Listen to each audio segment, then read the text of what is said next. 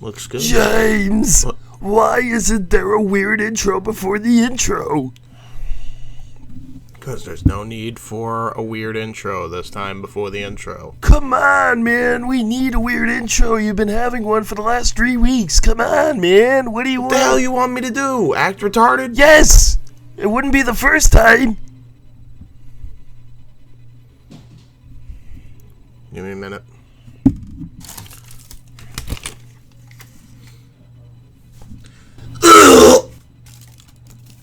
Does that work? Yeah, good enough. Alright, great. Fuck off.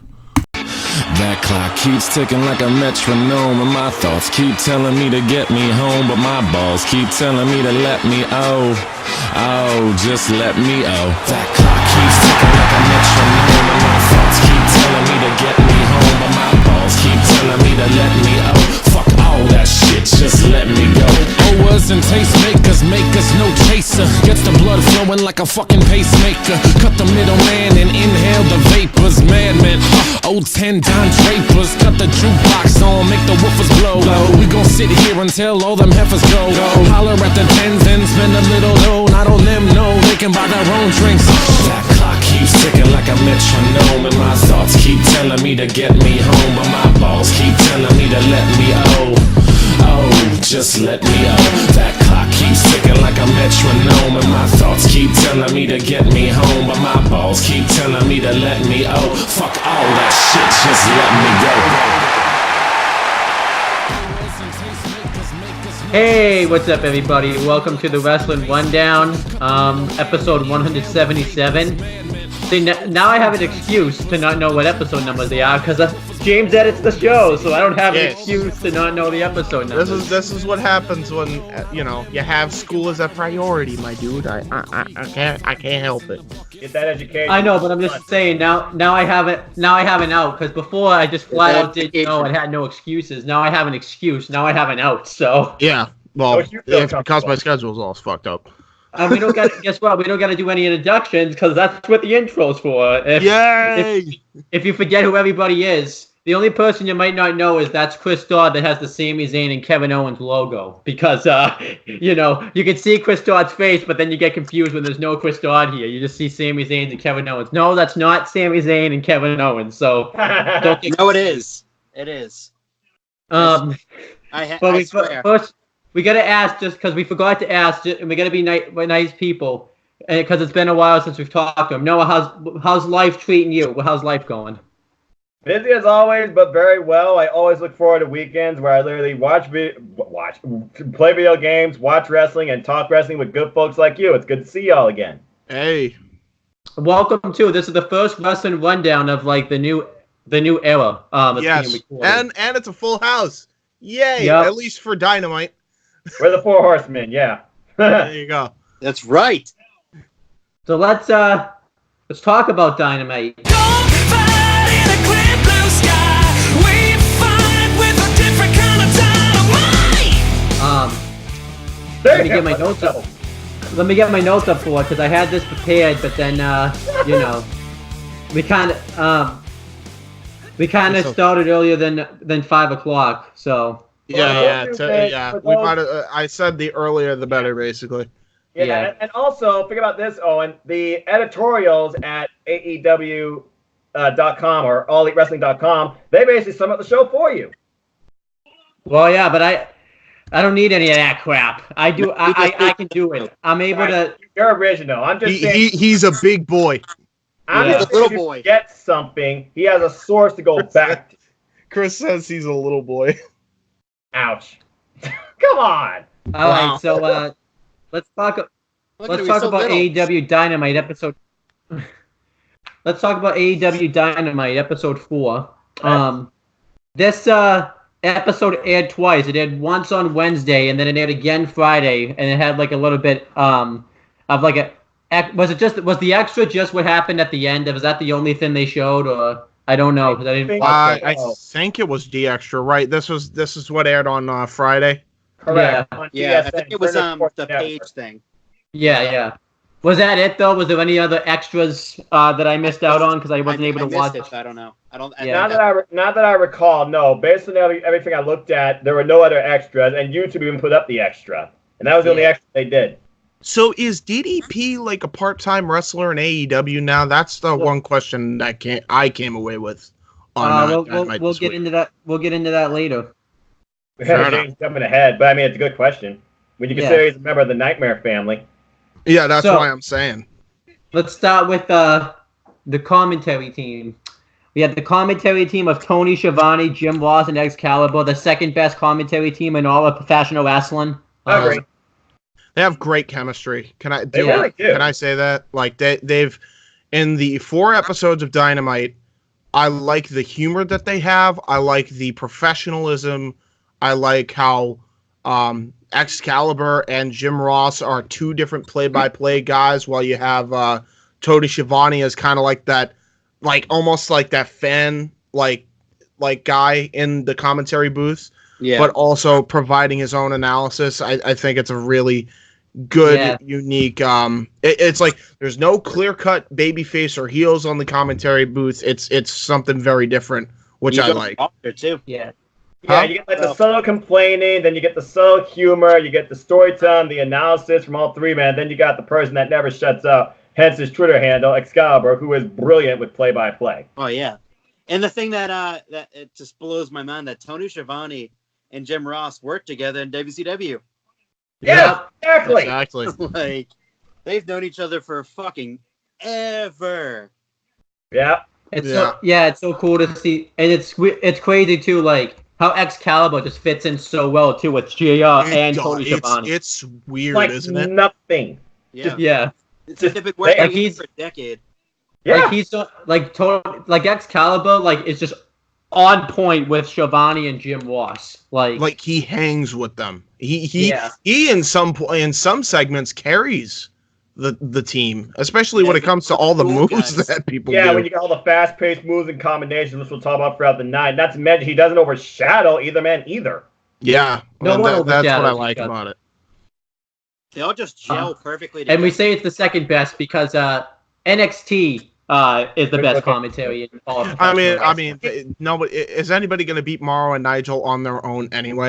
No. And even Beth is subtly finding her spots because sometimes Maranello, he can be over. We're gonna get to Dynamite, but I do want to talk to Chris because I know Chris will laugh at this.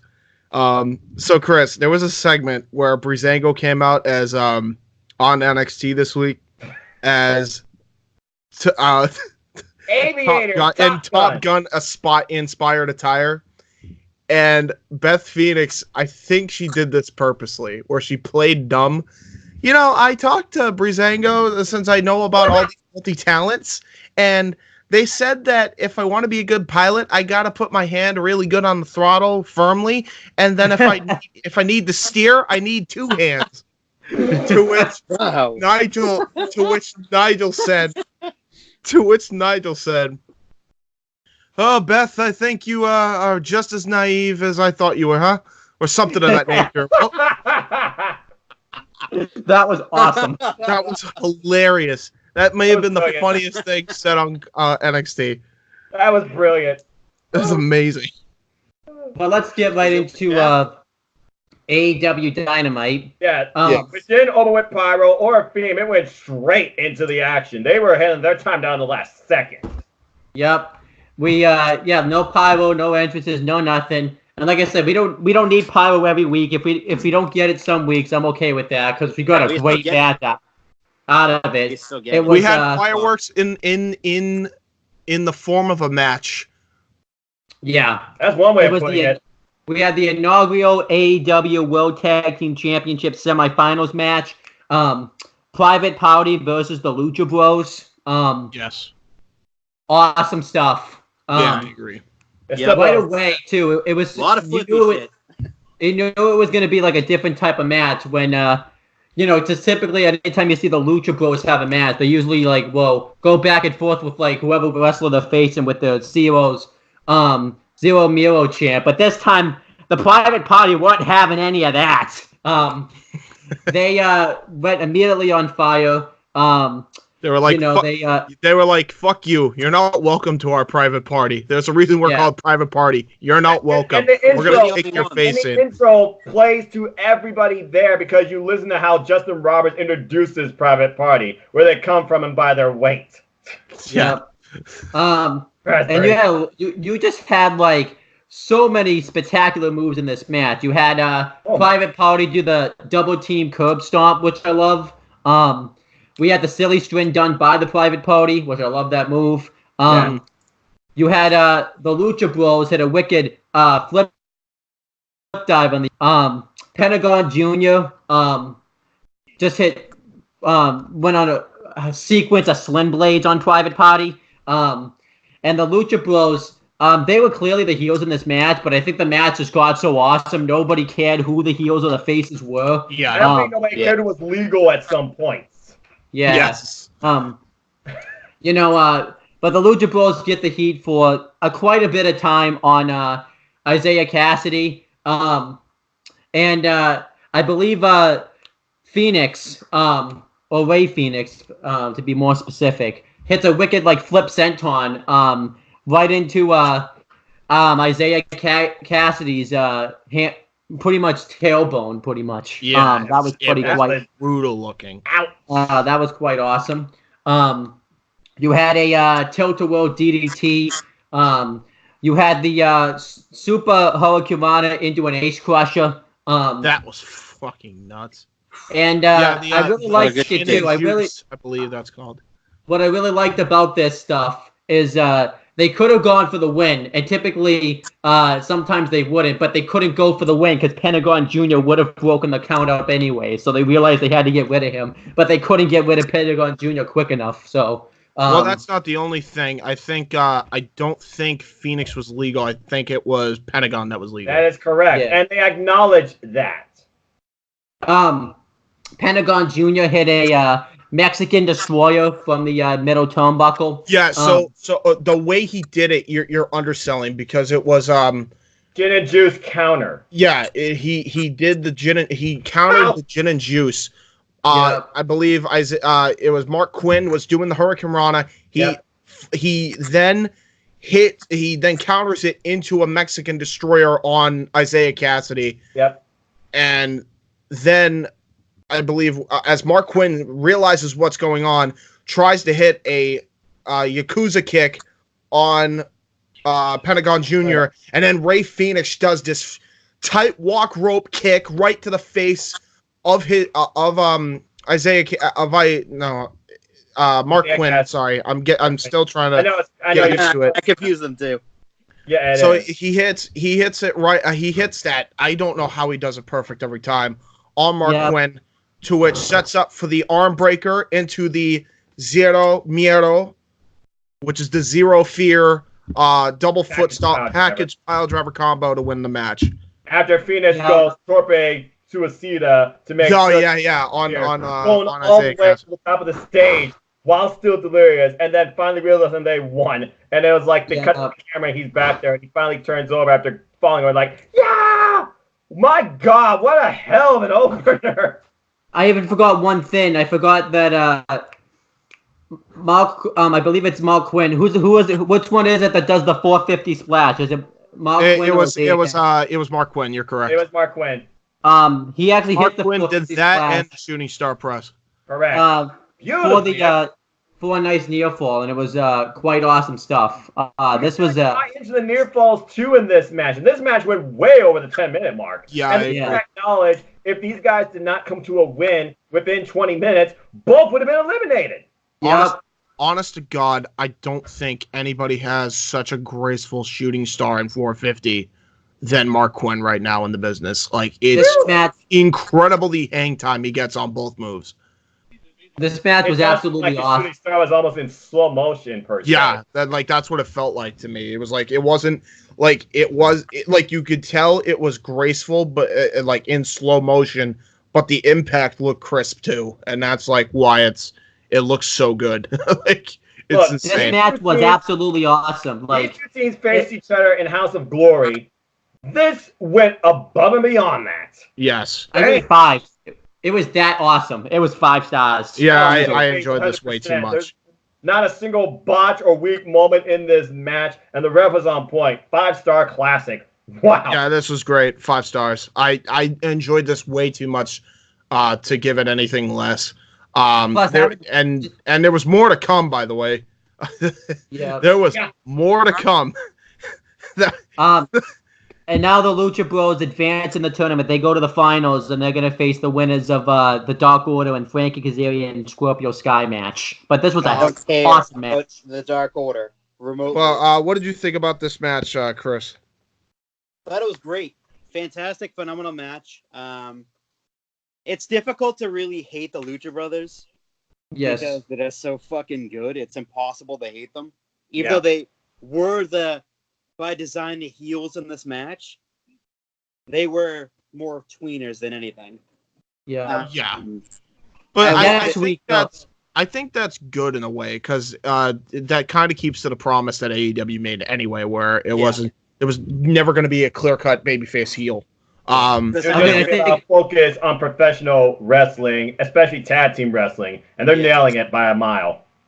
Next week, though, they're definitely going to be the full-fledged heels when we get into because of who they're facing in the finals. Well, talk about this match, what happened during it first. That's a guarantee. Without a doubt. But it just depends on the feud, really. But Chris, what's your star rating for this match? 4.5. Okay. Interesting. He's very there you go. It's a 5-star match. Hey, you know what? The fact that they even have past 4 stars in any which it did on anybody's radar is an accomplishment in itself. I'm only the first match in. It's just the quality of superstars that are in the ring. Yeah. Then we have Wardlow have another vignette. It shows him working out in the gym, and basically he's going to be the Brian Cage probably of AEW pretty much. Until Brian Cage comes in. Yeah. And then eventually they'll feud, and then eventually they'll tag team, and then eventually they'll kill everybody. That's my prediction in a year. This vignette is quite awesome. Really builds him up, and I really can't wait to see what he does when he comes to AEW. According to my friend AJ on Twitter, he actually wrestled in AEW to an extent, which is absolutely intense, especially out of Cleveland, Ohio, Virtue territory. And he says that he is a beast in the ring, and he can go. So I'm looking very forward to seeing what this guy brings to the ring. Because one thing about AEW, they don't got a lot of big heavyweight players. This guy's gonna be one of the key factors that I'm going to mention, and I'm going to mention it in 3 words: short-armed lariat. All Guy right. has the most devastating short-armed lariat I've ever fucking seen. Watch out for it, because I guarantee you he's going to use it in his debut. Yeah. Guarantee it. All right. One thing I though is a vignette. Yes, exactly. We've got 2 of them in another 3 thing months. too. There's a lot of variety on this show, by the way. It's not just all matches. There was the package here. There was a package for the Dark Order. There was a package. There was a highlight reels from Dark and other stuff, and we'll get into that.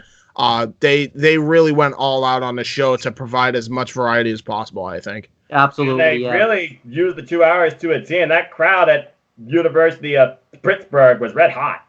Yes. Then we had we had the final semifinal match in the inaugural AEW World Tag Team Championship tournament. It was Frankie Kazarian and Scorpio Sky versus the Dark Order. We had a video package for the Dark Order showing everything that they have done since they've come to AEW, and it was all dark and scary, and just had this ominous music that they had. I like this promo. So I hope so. This is I'm glad. This is as much as I'll say. Hopefully they can have the reset button on it, because I think after this package, there's something there.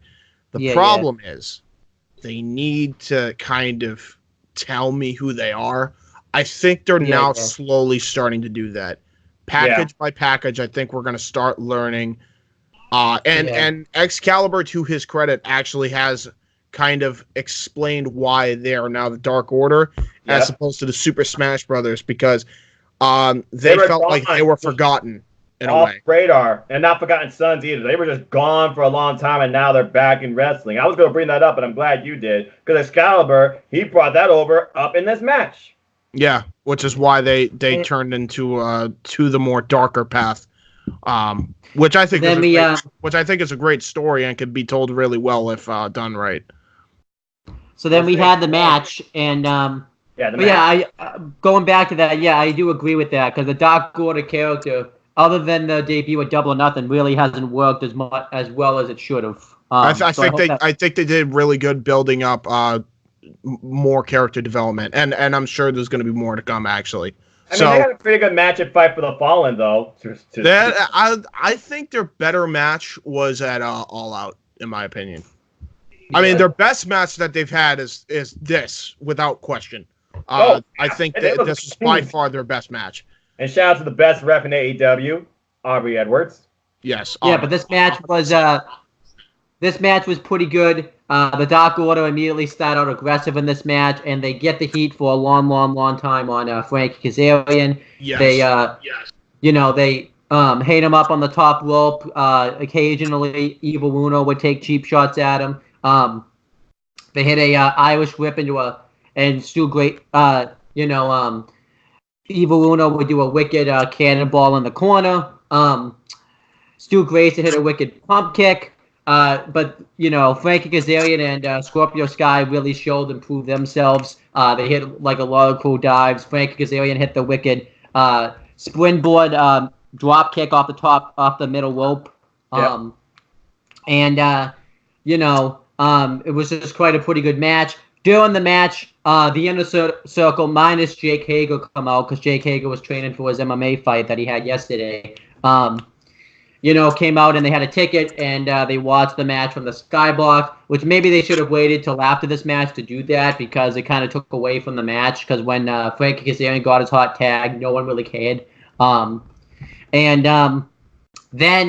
Frankie Kazarian and Scorpio Sky end up winning this match, but I believe they hit some type of double team move. It wasn't the same thing, but it was some type of powerbomb drop double stomp combination. Yeah, it was an interesting powerbomb. I'm not even sure if they had a name for that, because I'm thinking of the move at the end, like SCCU later, I believe they called that. That was fucking nuts. It was basically what was it? It was how did you pick him up? Because it looked like he picked him up at a burning hammer, and then it's like a burning hammer type style, almost. And then they twisted him in the air into the knee strike. Yeah, ouch. Oh, by the way, remember the hot open where the mask guy, I think that's Stu Grayson, he got mad, but his partner came into play, like, just wait, bang! Cheap shot. You had a pretty cool roll-up explosive suplex, or belly-to-back suplex that Frankie Kazarian did throughout this match as well. I might add. Yeah, yes. Frankie Kazarian and then Scorpio Sky, though, advanced to the finals, so now next week it's going to be Lucha Bros versus Frankie Kazarian and Scorpio Sky. Which I like the fact that they're doing that. I can't wait. They've done in a short amount of time. They told a simple story in the past 2 weeks, and have built up to a great final, which is going to be a barn burner of a fucking match. Oh, without a doubt, this should be the main event of next week's AEW. I truly hope it is. And this goes all the way back further than Fight for the Fallen, when the Lucha Bros first attacked SCU with a ladder. Yes. The match they were going to be in at All Out. But also another thing, even though you think the Inner Circle being in this match might have took away from it, you did get the subtle variance from Jericho rooting on the Dark Order and being against SCU. Very true. But yeah, this match was pretty good. I give it 3 1/4. Go ahead, James. I actually really enjoyed this because I'm so invested in the whole Scorpio Sky taking the place of Daniel's story. I actually rated this like 4.5. All right. I really enjoyed it. I thought, and Stu Grayson and Evil Uno impressed me again because I remember when I saw their first match, I thought they were just, I thought Stu Grayson was great, but Evil Uno was just a fat slob, much like Ono, and then he proved me wrong. At All Out, and he proved me wrong again here at All Out. He actually had a lot more cardio than I gave him credit for. Him and Evil Uno I'm sorry. Evil Uno and Stu Grayson complement each other so well because you have the speed and the martial arts background of Stu Grayson, and then you have the power and strongman style and even some agility on his own right in Evil Uno. And I think it's actually a really good, formidable team. And even other YouTubers have called that out. Like as a tag team, they're not bad. It's just we need more of a background. And I think, as I said, Excalibur giving a little bit of a backstory. Now we actually know who these guys are and what their background is a little bit. And their video package was pretty ominous to kind of open up. So good shit there. I thought it was really well executed. Not quite 5 stars, but I enjoyed the story more than anything else here. I feel like the story definitely carried this match more, especially when you got La Trapayan, Chris Jericho seem to be endorsing the Dark Order. Yeah, Still, that was rather interesting in itself, and who knows? Well, I mean, don't forget he is a minion there, Noah. I mean, fair enough. And anyway, as far as this partnership between Kazarian, Scorpio Sky, and they talk about like what 14 times I think overall they've kind of been like a duo used to Bad Influence. Christopher Daniels recovering at a hospital, and the Kazarian.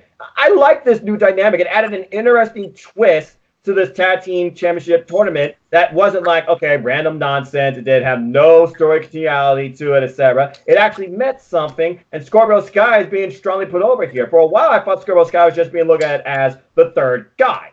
So in storyline ethics, this match in itself is already 3 stars. As far as action goes, you're getting me more and more to learn about the Dark Order, what they bring to the ring, and I'm subtly learning a little bit about their characters and the dynamics that they offer. I mean, they offered a few distraction spots that even rattled referee Aubrey Edwards at times. Yeah, the great spot with the where what was it? Who was it? Stu Grayson, right?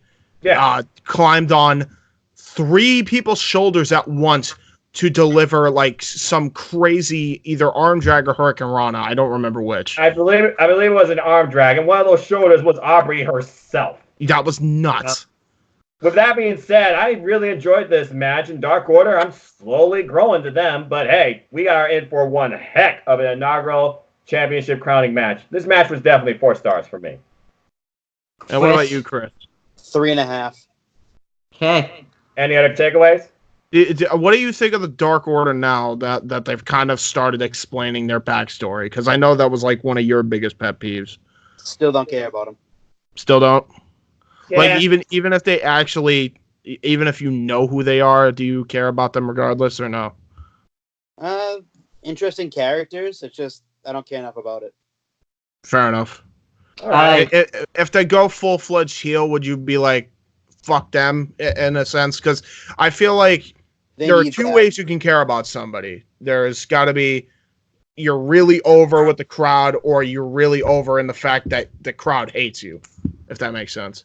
Yeah, you're looking at, like you said, crowd heat or crowd support. That's what you need in the wrestling business, but you also need to enact it an appropriate way. It got to be more organic. It can't be like robotic. So like that. I guess my question, Chris, would they need to do more for you to care about them one way or the other? Yeah, just go overly heel. Fair enough. Okay. All right. I think they're going to eventually, slowly. I think it's more of a slow burn than anything else. I appreciate the fact the Minions were not involved in this match at all either. Yeah. Yeah. that They just went backstage. Yeah, that needs. Then we had doing commercial. It showed Cody. I don't think it was live in, but just backstage because we knew like his Finn was coming up, so that was quite good. Yeah. Then we had the next match. It was a rematch from the match that me and Chris saw live. It was Joey Janela versus Kenny Omega. Now, James, I know you're gonna take a shot at OTR Central because let's be honest, this is the whole thing. Right. So, and it's not just OTRS, but he's one of the main guys that criticizes AEW in the first hour of not delivering variety. That's bullshit because it wasn't just a match. First off, it's already variety in the beginning because they're starting right off with the match. They're not starting off with their hype intro and running down the card because they already ran down the card last week. So they just went right into the action. then ran down the rest of the card. Then They they ran actually down showed the card a on video package. AEW Dark, James. Yes, exactly. They show, and not only that, so they showed a video package of Wardlow, like we expressed. Then they went to the next match, and they showed a promo package for the Dark Order. That already is variety. There were people, myself included, that were saying they need more promo packages. They have delivered on that. They delivered that in the first hour. Another key thing that we said they needed to do was that they needed to show what happened on Dark. They needed to show what happened on other wrestling companies, if anything happened.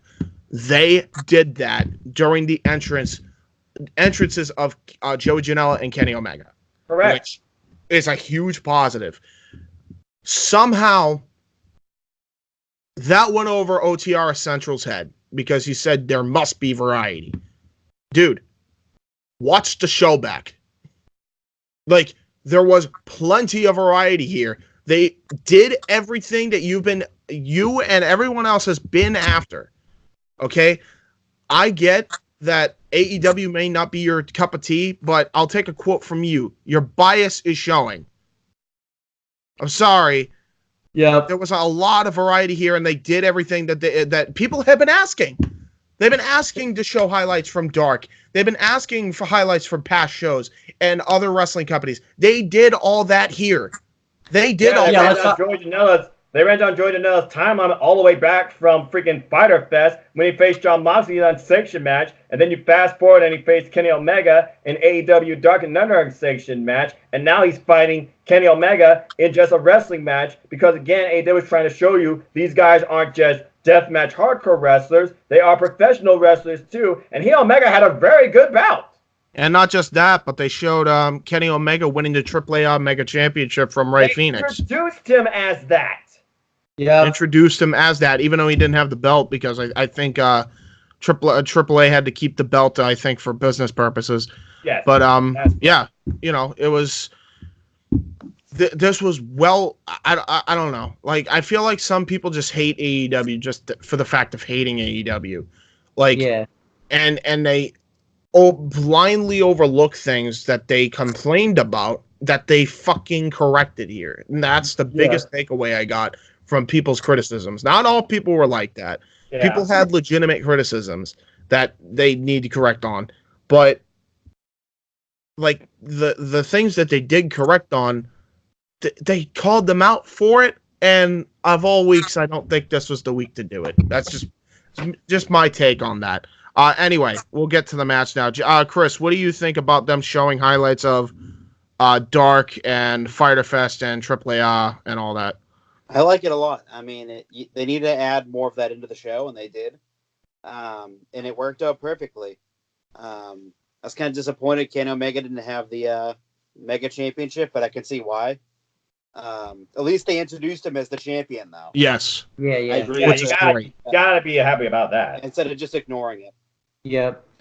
So then they are in a partnership, so I can see why they did that, though. Yeah. They did that in the past too with Pac when he was Dragon Gate champion, and they did it with B Priestley when she was when she had one of the Stardom belts. The World of Stardom belt, the actual top belt. Oh, right. Yeah, she was she was a Stardom world champion, and she still is. So then we had Priestley. So then we had the match. It was Kenny Omega versus Joey Janela. And like I talked about when me and James talked about when we did reviewed AEW Dog from this episode, this really showed that Joey Janela is not just a guy that can just go and do deathmatch stuff. He actually is a very good, well-rounded professional wrestler. This might be the best regular match of his entire life. Like, he looked amazing here. I don't know. I had no idea the chops as far as technical prowess that Joey Janela had. Like, he was going hold for hold with the best wrestler of 2018. Yep.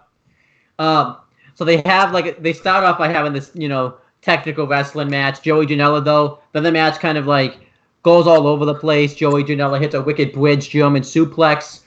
Which looked beautiful, by the way. He hits a wicked rebound lariat. And then he hits that too. It was not just any normal lariat. he did the Roman Reigns spot, and I think Chris knows what I'm talking about. This was better because crowd was more invested and weren't dog ass tired. But remember, take your batting back if you haven't seen this match to WrestleMania 33, where it was Taker and Reigns and Roman's bouncing off the ropes 3 times. That's what Janela did, and then hit this banger of a lariat. Yeah, he does he does a wicked German suplex off the top turnbuckle, a super German suplex to Kenny Omega. Kenny Omega hit like 3 dragon suplexes in a row. Snapdragon suplexes. One of them looked like it almost killed Janela. I guess Janela doesn't need weapons to look like he's about to fucking die. I think it was break him in half. But then we had the ending of the match. It was Joey Janela missing some type of senton onto the apron, and Kenny Omega moving out of the way. After Janela, So he ended up, I think. What was the move that he ended up hitting? It's like it was his finish where he went spine first. Yeah, no, but before that, what was the move that he hit? It was his finish. I forget the name of it. I'm blanking. Yeah, me too. I forget the name of it too. So. But, yeah, I know he hit that. That's one of the moves he hit there. Got a near fall, and he was frustrated. And then all of a sudden, he sees Omega go to the apron. He then climbs to the top of the apron, hits a swanton. It wasn't a senton. It was a full-on swanton, trying to hit Omega while he was on the apron and crush his skull. Omega rolls out of the way. He hits spine first on the apron. Then he climbs back into the ring, trying to fight off the pain, and then Kenny Omega hits this nasty V-trigger, which I thought was going to send Janela all the way to the freaking entranceway. Or at least half of his body. Or his head. Yeah, specifically his head. Is the V-trigger not one of the most lethal moves in wrestling? Yes. Yeah. And then he gets the one-winged angel for the pinfall. Yeah, because Joey Janela took it. It makes sense for Kenny Omega to win because he's building momentum going into his match with Jon Moxley at Full Gear, but this still made Joey Janela look really strong even in defeat. Like, he looked awesome here. Yeah, this was a hell of a showing for Janela. Like, this was a great match. I gave it 4 stars. It was great stuff. Yeah, I gave it 4 1/4. I think I again put it over the edge for me just because I was surprised with Janela's wrestling ability, like just how he was able to go toe to toe. Man can wrestle. Yeah, I know. What are your thoughts on this match? I thought it was a very good match considering it was Joey Janela's first singles wrestling bout, and even he said, "Thank you so much, Kenny Omega, for this match. I'll try and get you next time, #badboy." Kenny Omega back on the up and up. He's not necessarily the cleaner as people want, but the best bout machine is definitely bouncing back as we head towards Full Gear. A very good match. A lot of great intense spots here that had the crowd and JR even talking. I think at one point JR was going to call it a slobber knocker. I enjoyed this match overall. Definitely 4 1/4 for me. Chris? 4 1/2. It was awesome. It just goes to show you, Joey Janela is not just a fucking deathmatch, blood and guts kind of guy. He can actually fucking wrestle, and he's damn good at it. Yeah. And you even had Jericho joshing about, Mega, he almost beat me that I could be. You got the subtleties of La Trabayon looking down at this. Yep. I did like that, yeah. Chris, what did you enjoy more, this match or the match we saw live? Live, for sure. Because I mean, obviously live. What sort of question is that? Live. You two were live at a freaking AEW show. Damn it, you're lucky. I had to rub it in your face, Noah. I had to rub it in your face. I wish I could have gone. I better stop. I better stop because then the glasses will come off, and then the whole show is over. Don't you get me even started. Well, I mean, if you're not careful, maybe glass will shatter. Speaking of glass shattering, all right, let's talk about this. Let me talk about this. James, it's not Steve Austin. Well, I mean, yes, but glass still shattered. Trust. I thought for sure. So, that was a scary. Cody comes out. All right, let's get talk. Cody comes out to address Chris Jericho. He's about to be interviewed by Tony Schiavone. Well, he's not even addressing Chris Jericho. So apparently he had an announcement. So remember, I'm taking over promos. You said, so I got to do the promo. Right. So Cody comes out. He's about to make his special announcement with Tony Schiavone inside the ring. They go to commercial. They come back. Cody and Schiavone are in the ring. And Cody is trying to make this announcement. As he's trying to talk, you got the inner circle being assholes blowing air horns, and the crowd that was cheering for them when they entered the building turned on them in a freaking heartbeat. They started booing them. Every time we try to get a word out, keep in mind, James, they actually showed Cody's entrance during the commercial break. The whole ascension of the chandelier middle piece, and then the crowd just popped crazy for it. Then we got our power and stuff like that. Then they went to commercial. Then we were back in the ring. And then Tony Schiavone, second time, Duke cannot pull off an interview live on Dynamite scenes without being disrupted. He gets disrupted by the inner circle. And Schiavone, man, take some pointers from Mean Gene. Don't take shit. Have some, just go full Mean Gene. Just make yourself bald. Have some balls. And just say, fuck you. I'm interviewing this man. Go fuck yourself. The Fisherman Buster. That's what Janela did. They don't have a name for it. Anyway. The Fisherman Buster. Correct. Okay. That's anyway, why. That's why I didn't remember it. You were correct, Noah. Thank you. But yeah. Thank you, AEW. Back to the air horns wear out. The air horns wear out. Yeah. And then he's thinking, all right, now I can make my announcement. Nope. Jericho somehow snuck a live mic into his booth and starts to boo! Boo, you suck! So you just pretty much buried Kevin Nash's theory then, because Kevin Nash was crapping all over this, that he was allowed to bring a live mic. So you pretty much just explained the reason why it's simple. It was planted, a microphone. I mean, I even tweeted, of course Jericho has a live mic. Did you really think Chris Jericho was not going to have a live mic? I mean, he was going to have a live mic. Fuck off, Kevin Nash. Anyway. And then Jericho with the line of the night that hit this thing off. Nothing more than an entitled millennial little bitch. Which set Cody off. Which, by the way, Cody before that line said specifically, Jericho, you bought a ticket in your skybox and that's fine, but this isn't like that other company where there's an invisible wall. I could climb over this barrier right now, and we can fight right now, and I can kick your ass all over this arena. To which Jericho said, oh, yeah? Well, it's 4-on-1, idiot. Go back and sit down. Stand in the ring where you belong, and don't even come anywhere close to me because it's not going to end good for you. Cue Dustin Rhodes' freaking music. And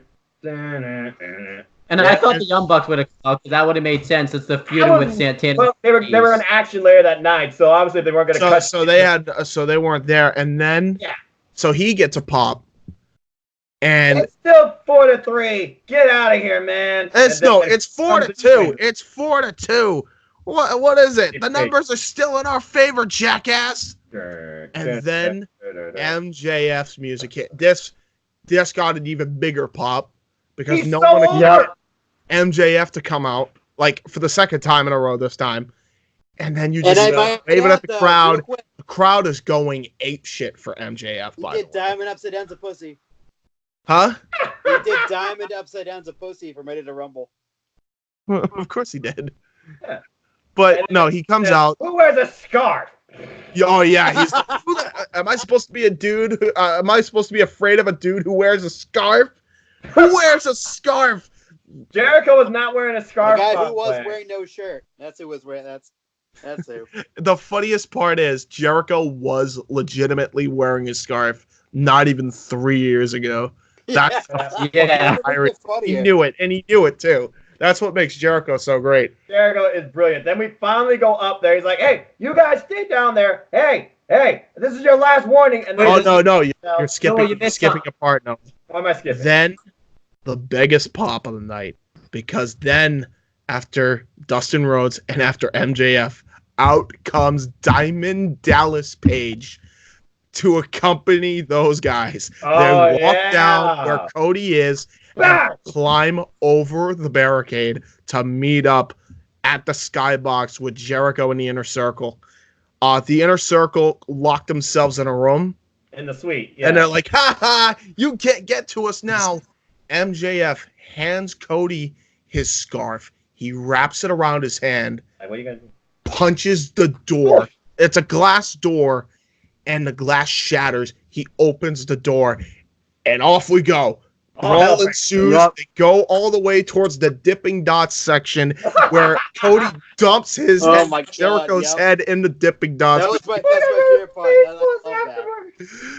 And then, like, you just see MJF beating the shit out of Sammy Guevara, throwing him into a trash can, face first. Yep.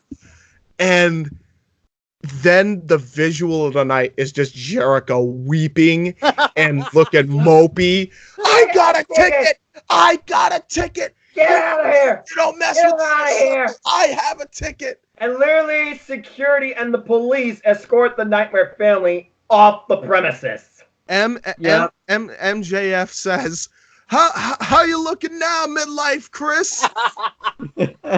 Best. Midlife Crisis Chris is the best. This was the best segment of like the last 10 years in pro wrestling. This was awesome. Loved everything about this. A+ fucking segment. No, fuck that. S rank segment. This was awesome from the freaking beginning to the end. It had comedy. It had action. It had an awesome moment where Cody punches the glass with the MJF DDP? scarf and set that over the top. Getting that. DDP. Yeah, DDP on a major pop, and we got a new flavor. Unexpected DDP. We got a new flavor of Dippin' Dots out of it, apparently. Of Chris course he did. Jericho's sweat. Wasn't he eating the Dipping Dots after he brawled with these guys too? He was eating. What Yes, should have happened He was. when he picked his head back up, he should have had Dippin' Dots all over his face. That'd have been Instead, hilarious. he just puts his sunglasses on, and he licks the ticket and sticks it back to his head.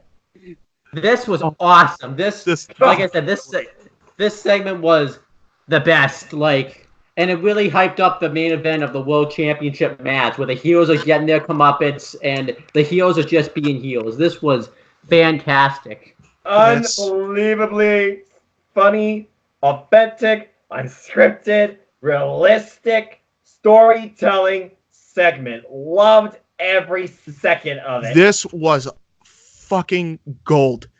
Rankings of the segment from everybody else. Noah, what do you give this segment? S, dude, S. Yeah, it's an S. Chris? S. Because S. MJF is the GOAT. Dude, it's unanimous. S rank segment. This was fucking great. Oh god. Then we had, as commercials going, by the way, they're escorting Cody off the premises. And then Jericho, he puts, as Chris said, he put the ticket on his head. Everything was so good about the segment. Yeah. As the commercial's going on, you see Ortiz mouthing, "We the best! We the best!" again, and I love it. Freaking nutbag. The best. Then we had the best friends and Young Bucks happen, which I think was the smartest thing you could have done after that, because it made sense. Because why weren't the Young Bucks out there to help Cody? They were preparing for their next match against the best friends. They couldn't do it from a police percent, obviously, because you heard also from commentary. Apparently, they were taken to jail. Before that, it showed an AEW Dynamite ad, and it was one I hadn't seen before, so I wanted to mention that. Oh yes, true. Yeah, hyping all their cities. Then we had the best friends with Orange Cassidy versus the Young Bucks, and before the match even gets started, Orange Cassidy is trying to end the Young Bucks' careers with those super kicks. Those super kicks are gonna end somebody's careers. Don't say that. Don't say that. Don't spy the Orange Cassidy. Good God. Orange Cassidy got his fucking chops kicked in, and I love that. That was great.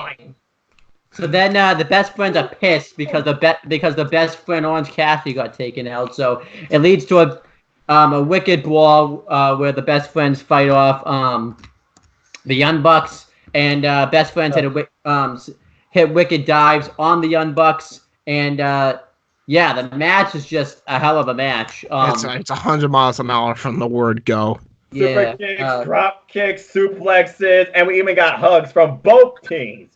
First from the Young Bucks. Stop! Only the best friends can hug. You guys don't get to hug. That's illegal. The Young Bucks are clearly heels here.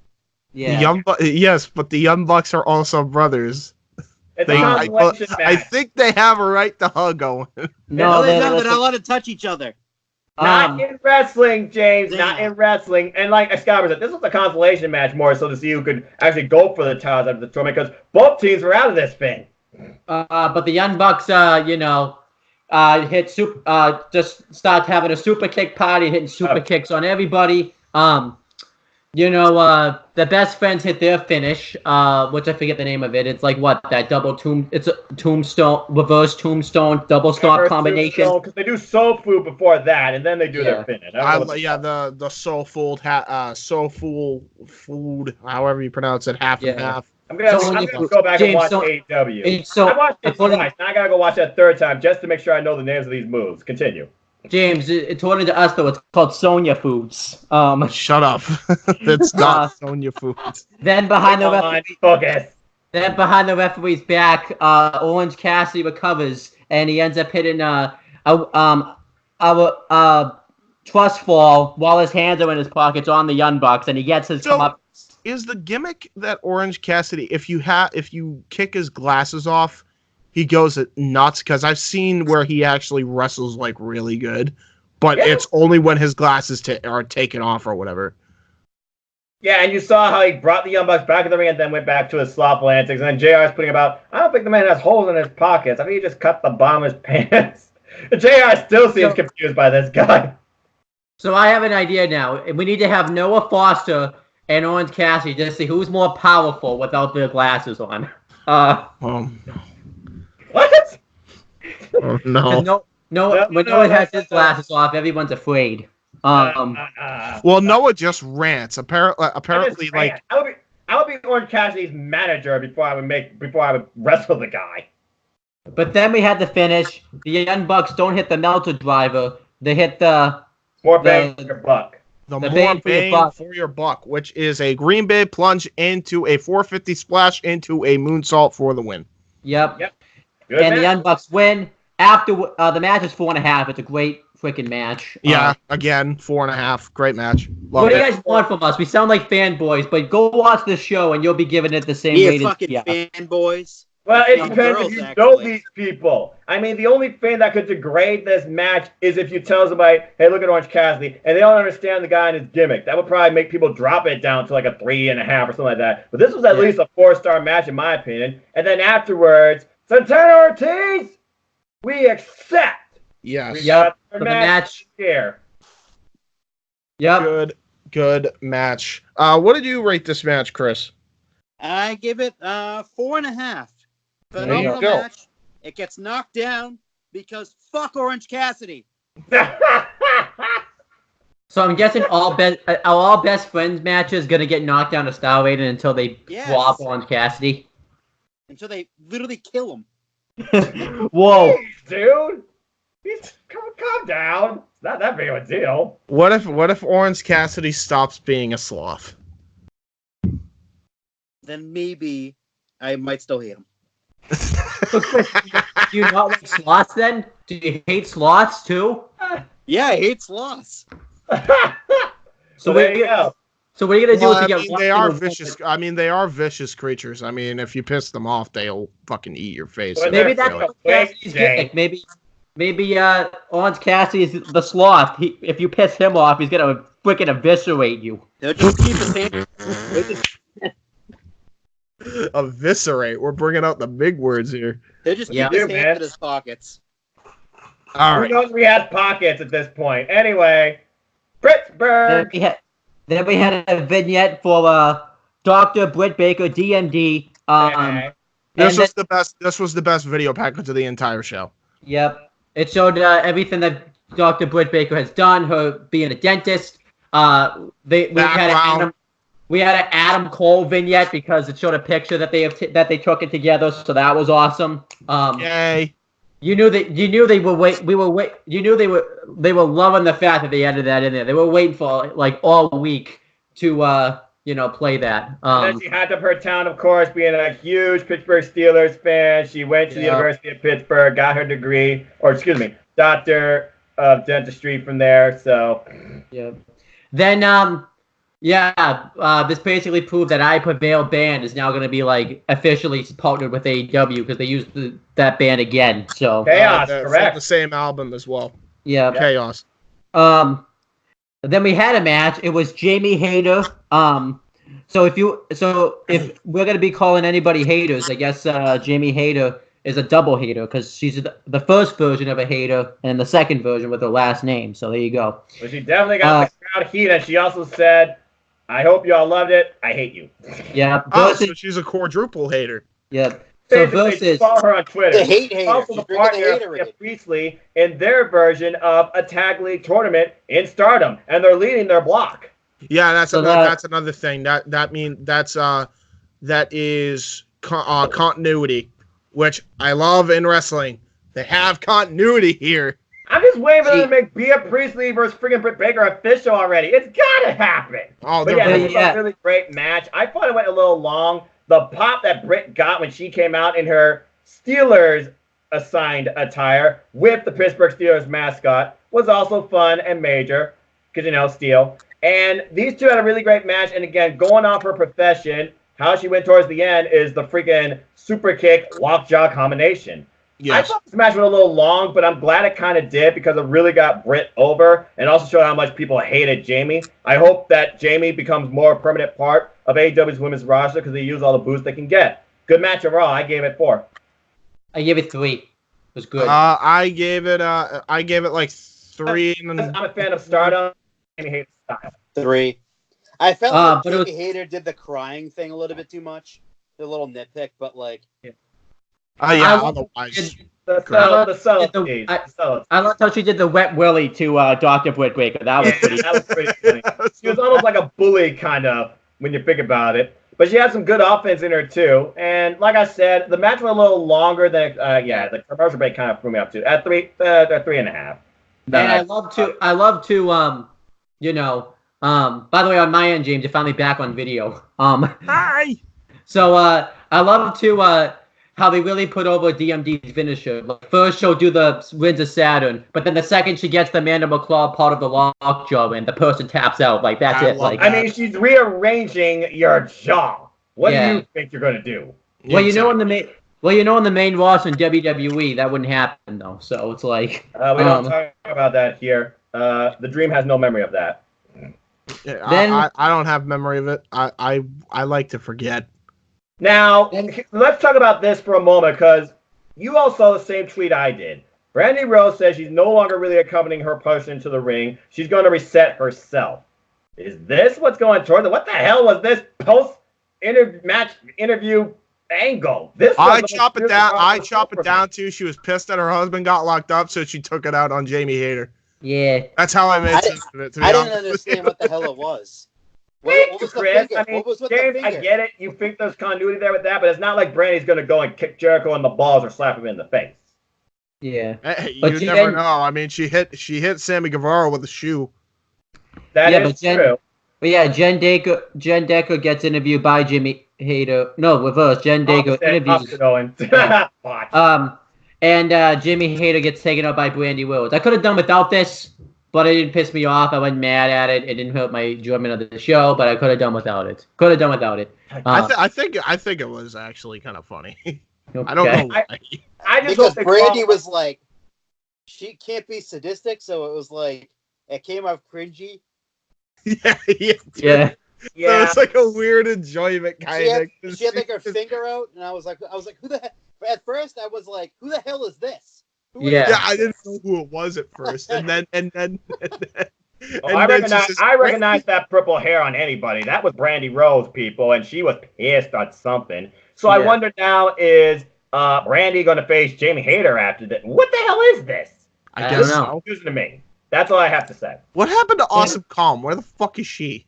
Glow. What's up, Everywhere. Yeah, where was that match? I want to see that match on TV. God damn it! Yeah, right. You gotta wait, James. You gotta wait for it. I mean, her last match was on AEW Dark, where she destroyed the librarian Leva Bates.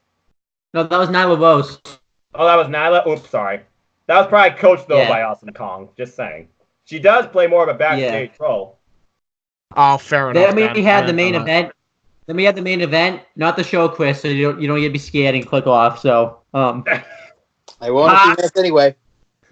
Pac versus Jon Moxley. Oh, this match was fucking great. Let me cover it. With TV time remaining, you cannot forget to say that.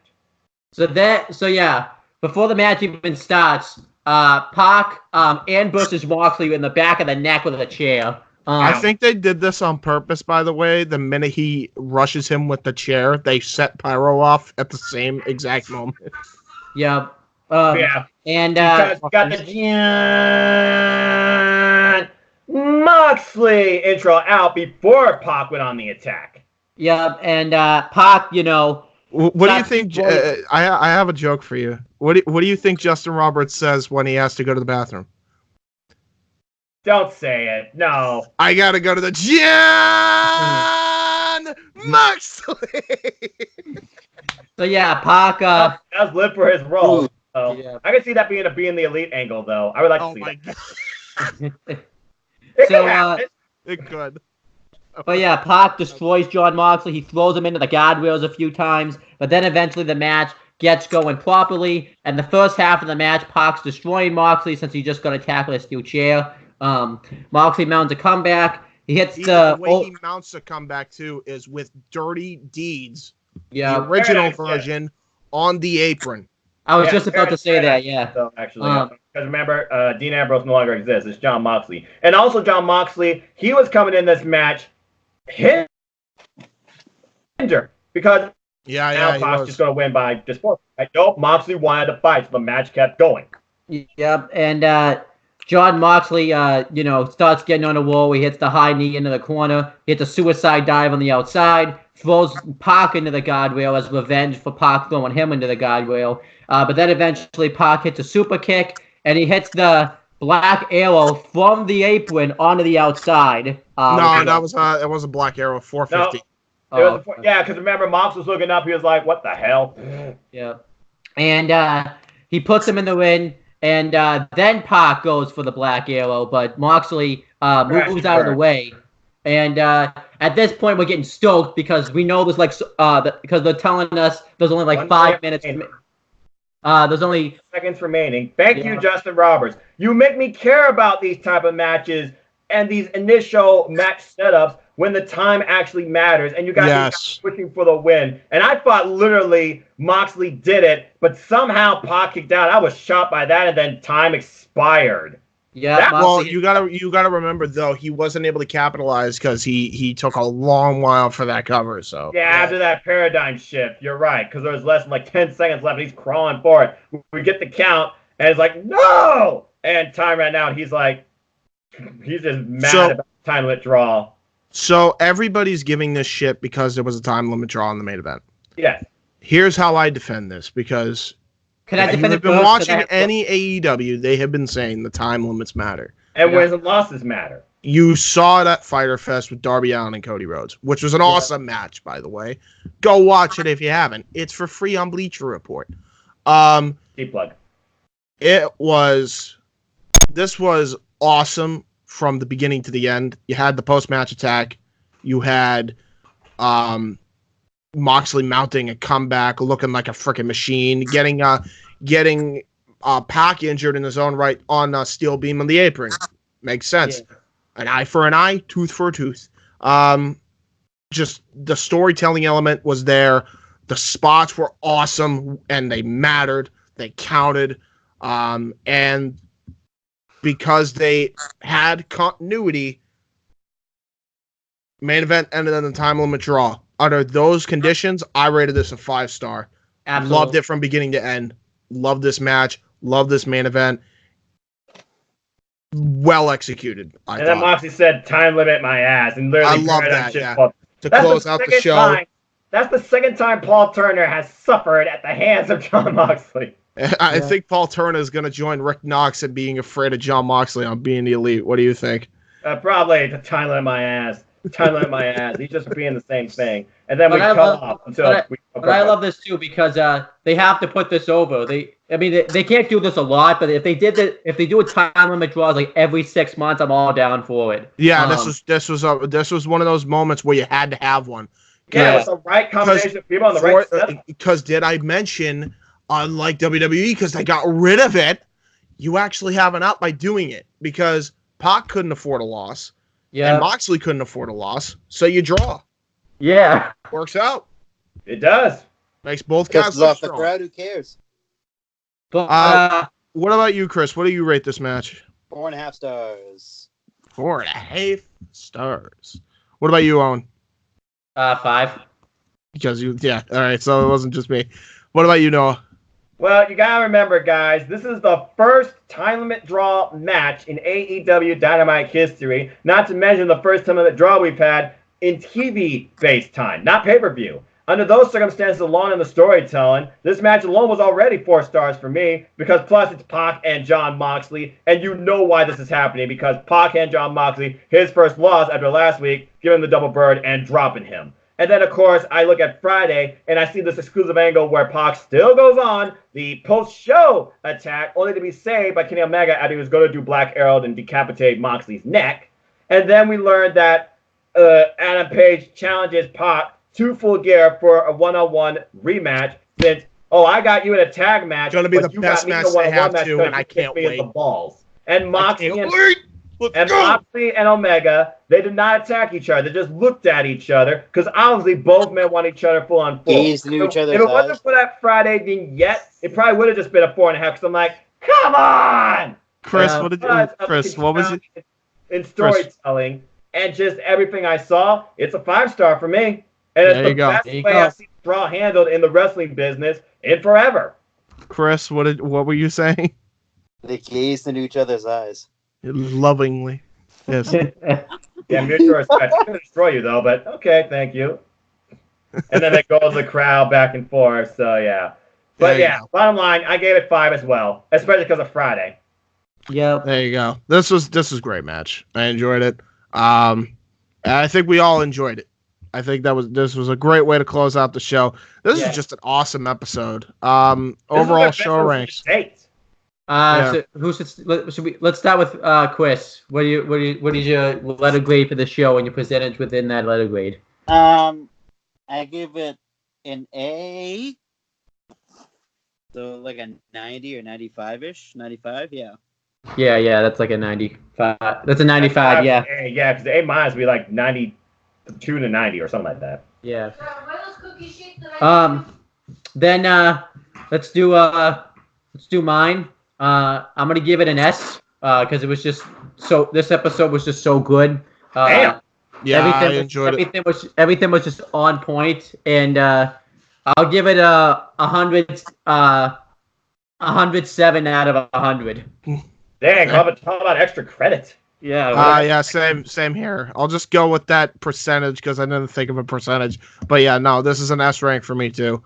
Yeah. I mean, you can't have that segment and then everything else, the match quality to be superb, and even the little segment with Brandy being cringy, I liked. So like, there was nothing bad about this show. It was just an S rank, man. This was a fucking great show. The best episode they've done by far. Yep. Not to mention they've also fixed their errors when it comes to not having enough video packages, so that was a huge plus too. So. Yep. And a lot of variety on the show. And we had an Edwin Cuomo segment this week too, which everyone was complaining about. Yes, I agree. So there you go. What about you, Noah? Well, let's see. It's their 4th week now, and they hit it out of the park. I'm still confused on the Brandy thing. I feel like the Britt versus Jamie Hayter match went a little longer than it needed to, but it had a good balance of in-ring action and BL packaging. I liked how they handled the draw here, the first ones on TV, and it made me want more. And then Friday, you gave me a little more beyond the regular recording, as like an extra credit, basically, that also not only told me the post angle, but what might come at Full Gear. This show brought me the most I've seen so far from the AEW brand. But I'm still confused on the Brandy thing, and I still think Britt versus Jamie should have just gone a little shorter. Practically near perfect, 99%. But Friday gave me extra credit. I'm giving it 100 A+. There you go. I think overall that's like maybe a S 101 out of 100 overall. I think so. Yes. That has to be that has to break the scale. Just and I watched this show now 2 times, and then I watched the Friday recording, so I definitely had enough food for thought to really consider. Because at first I was like, okay, pretty good, around the mile. You definitely exceeded it. At first I was just like, A minus, because I was still confused on the Brandy and the Jamie thing. But now I look at it more, and I get that little extra angle. That's all I needed to really ensure. You gave me everything I wanted and more, despite the fact I'm maybe 0.01% confused. And for the record, just so people understand, like everybody's like, oh well, it's not good because they didn't get 1 million viewers on Wednesday. They're still getting great viewership. They are getting such great viewership to the point where TNT is like airing it again. Yeah. Yes, they aired it as encore. Well, think about it too, like this, James. This week it can't really go by because they had to deal with. They were going up against NBA and World Series this week. Yeah, exactly. They had big competition this week. But guys, somehow, some way, they were still in the top 5 for overall that night. You want to know where NXT was? 21. Yeah, that's huge for them. That's absolutely huge. And congrats AEW again on smashing it too. Not just that, they tripled in the 18, I believe it was the 18 to 49 demos, and they quadrupled in the 12 to 37 demos against WWE NXT, which that's not a knock on NXT because the NXT had an awesome show too, which we will get to, but that is huge, dude. That is huge for AEW. I literally go to Showbuzz Daily now, just look at the ratings for these 2 shows, so I'm curious. So you're talking about the 18 to 49 demographic. This week, overall, AEW did 0.45. NXT did 0.21. Wow. Yeah. Oh. And yet both shows went up in that demographic by 0.01. There you go. But, oh, Jesus. That's now, a big fucking gap. You were saying 18 to 34, not 37. Get this. AEW. People 18 to 34, 0.39. NXT, 0.13. There you go. That's a number you got to watch out for because that was another thing with Raw back in Monday Night Wars is they were getting up there in that demographic too, and they eventually ended up overtaking Nitro. So. And that 18 to 34, by the way, it went up 0.1 for AEW. It went up fair enough. It went down 0.01 for NXT. Yeah, there you go. AEW won overall the night as far as the ratings and the demographic. They smashed them in the demographic. However, NXT did win in audience retention. Yeah, it did to a degree, but I don't know if you can really say that considering last week's viewership overall was 712. This week was 698. AEW. Yeah, but that went down 2% as opposed to AEW's like 13%. That's true. In that regard, they won audience retention. You also got True TV, so I don't know if you added the True TV numbers also. They were on True TV again this week. Yeah, they always put them on True TV. Oh, there you go. Then they probably got like over 1 million or something. Then they're still probably accommodating nearly 1 million, if not over 1 million overall, just because of those 2 networks in between. That's not even mentioning overall the TSN numbers over in Canada and the ITV number in the UK and just overall the Fight TV numbers as well, which is a streaming service. Which, by the way, Nielsen, fucking start counting. You really hope, guarantee you that will show a lot more. AEW Dark gets like at least 500,000 per week. So they got 2 million on the Joey Janela Kenny Omega clip. What? Yeah, they got 2 million. Yeah. That's a huge thing for them. Now, before we move on to NXT, we got to do got to update the win-loss people for everyone that wrestled on the show. Right. I love the fact that AEW's website finally has the friggin' statistics too. Yeah, thank Christ. Well, I'm not getting enough AEW. These are ones I made. These are ones that I will vote. Okay. So, Britt Baker is now 3-3. So she's an even score. So that I'm happy for her. Chuck Taylor's 2-4. So yeah, I'm getting worried because they might I don't want them getting into Travis Banks loser territory. I don't want that. Keep in mind, Owen, though, they split the records between singles and tag teams. So it's tag team that he's bad in. We haven't seen him in a singles match yet. Correct. Then we have trios count too. Yeah, Evil Uno's now. Evil Uno's now. Tag team in trios. Interesting. Evil Uno and Stu Grayson are now, I believe, 4-1. No, 3-1. 3-1. 3-1. Yeah, tag team 2-1. Overall 3-1. Frankie Kazarian's 5-3. I'm happy for him. Yeah, he's over. Isaiah Cassie's 2-5, but that's okay because one of the wins was against the Young Bucks. That overcounts any of that stuff. 2-4. 2-4, yeah. Didn't he lose this week?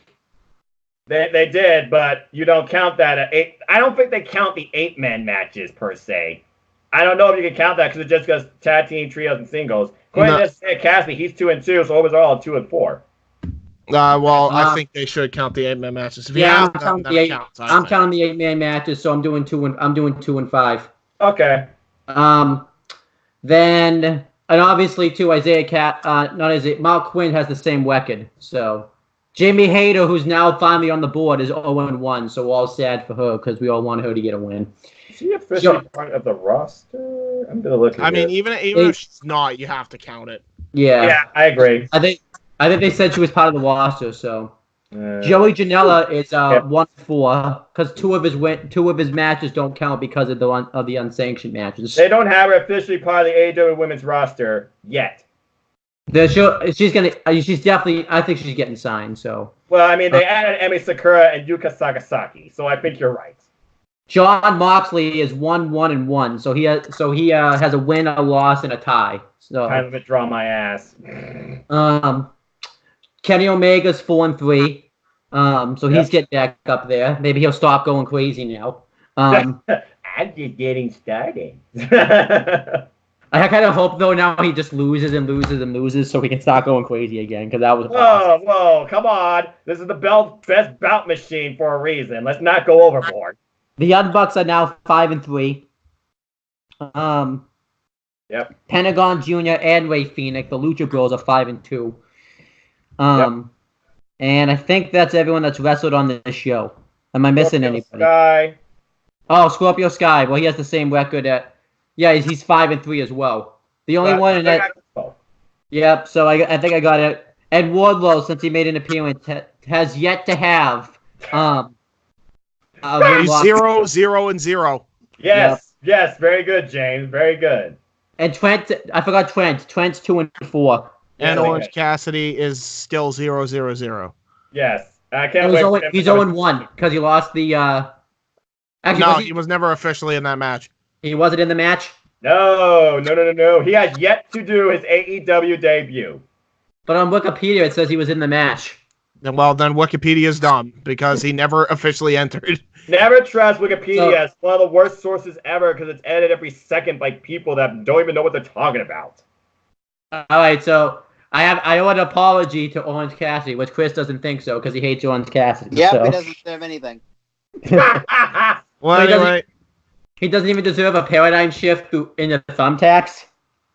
Through a flaming table. Oh, okay. How about through cinder blocks?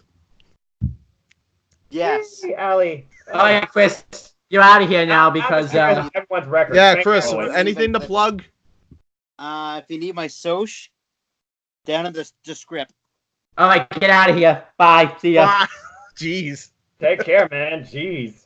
All right. Nope. And with that being said, Noah, you are in charge of the 205, so you do 205. Wait, we should do NXT first because NXT happened first. You sure? Because it's on Fridays from now on. Yeah, fuck it. Okay. We'll do NXT first.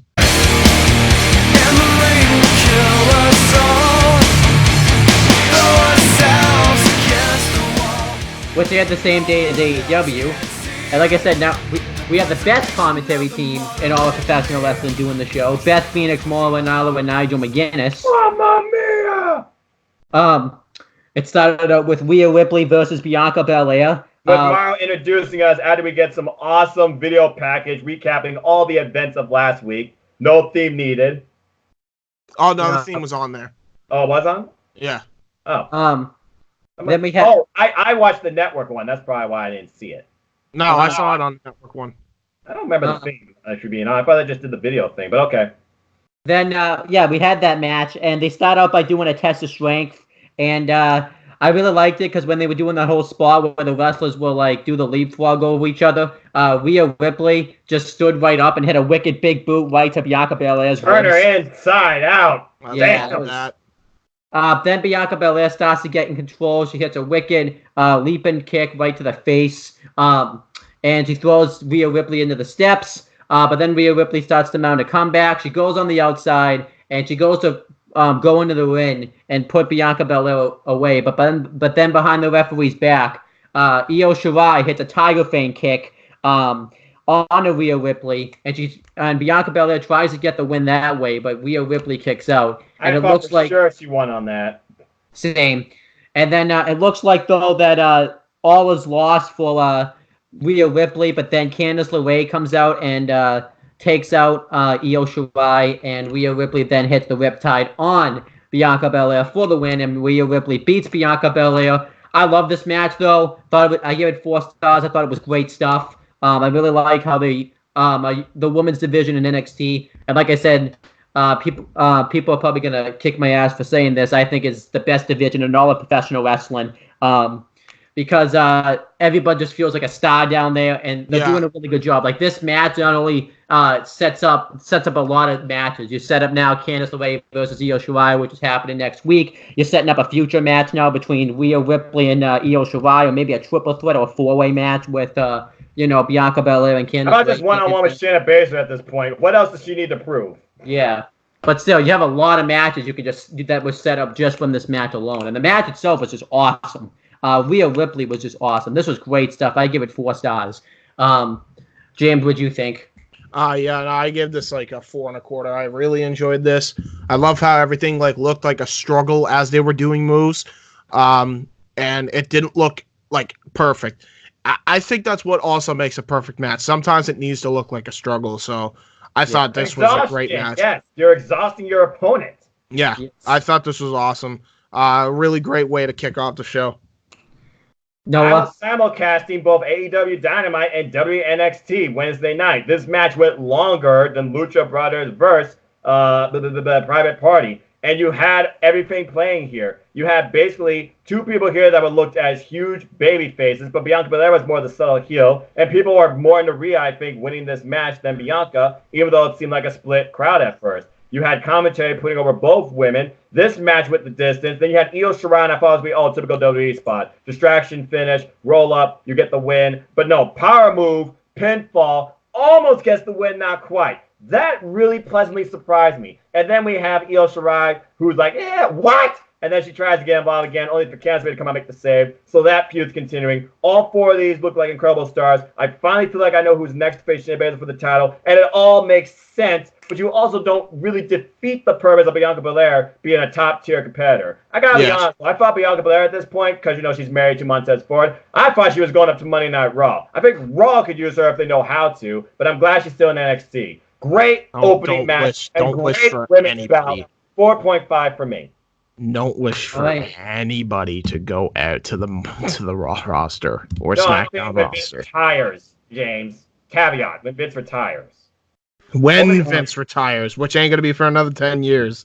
Yeah, unfortunately. But I digress. Bottom line, great match, and I'm glad Rhea won, and I can't wait again for Io versus Candice LeRae. Again, that was the favorite match I saw live at SummerSlam weekend. Those 2 killed it. Yeah. All right, so the next thing's an interview. So James, this is for you. All right, what was the interview? Remind me. Pete Dunne and Tyler Bate. Pete Dunne and Tyler Bate. Okay, I remember. So Pete Dunne and Tyler Bate, they were walking. The best way I could describe them is they looked like they were at the pub and they tried to get some tail, but they ended up realizing that these bitches ain't loyal.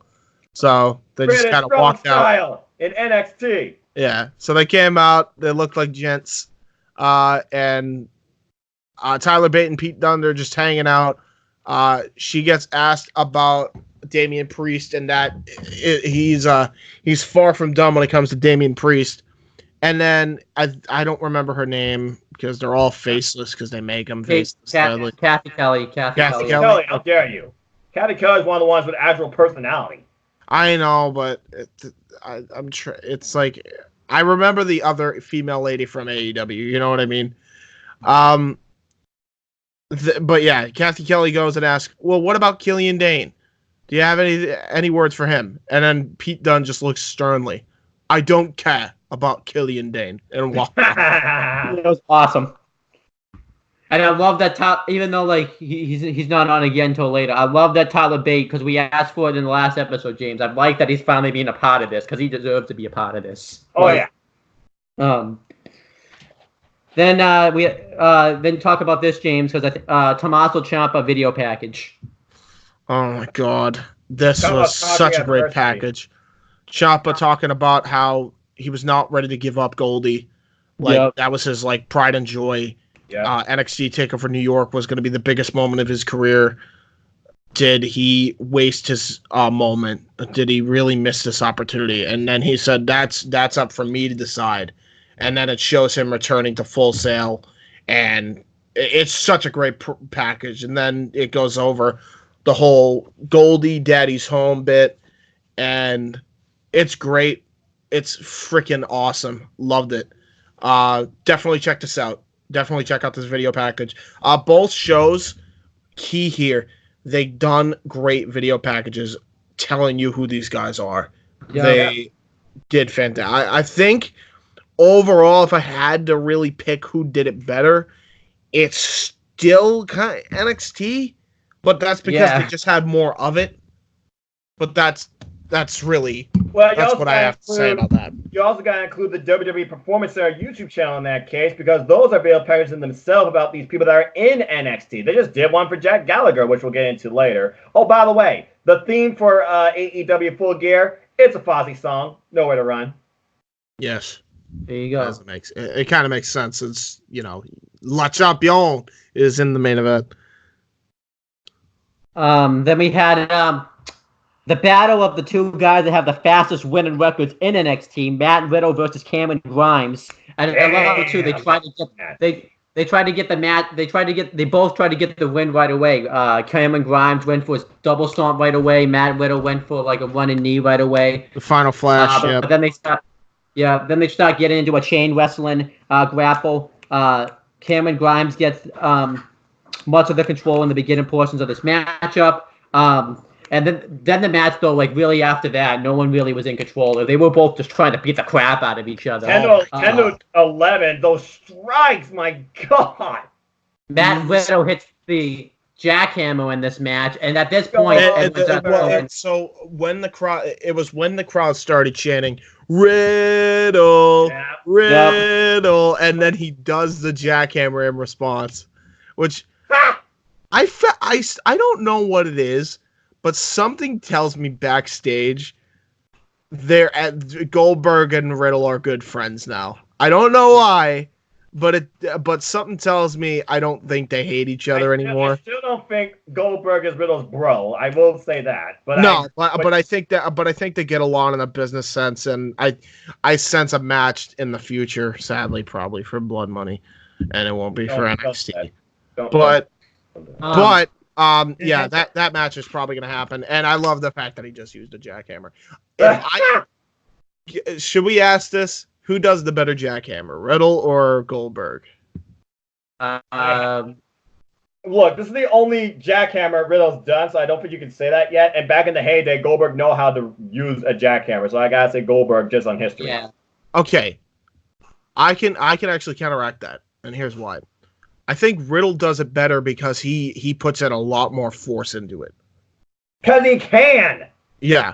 But that's why. It's because the way he did it is like he didn't just lift him up and like Goldberg does drive your opponent down. Don't get me wrong. He's a fucking beast. Duh. But I don't know what it was about how Riddle did it, but Riddle did it in such a way where he put his chest and just drove all of his momentum and smashed Cameron Grimes into the mat. I don't know what it was, but it was like the execution of this jackhammer was actually like great.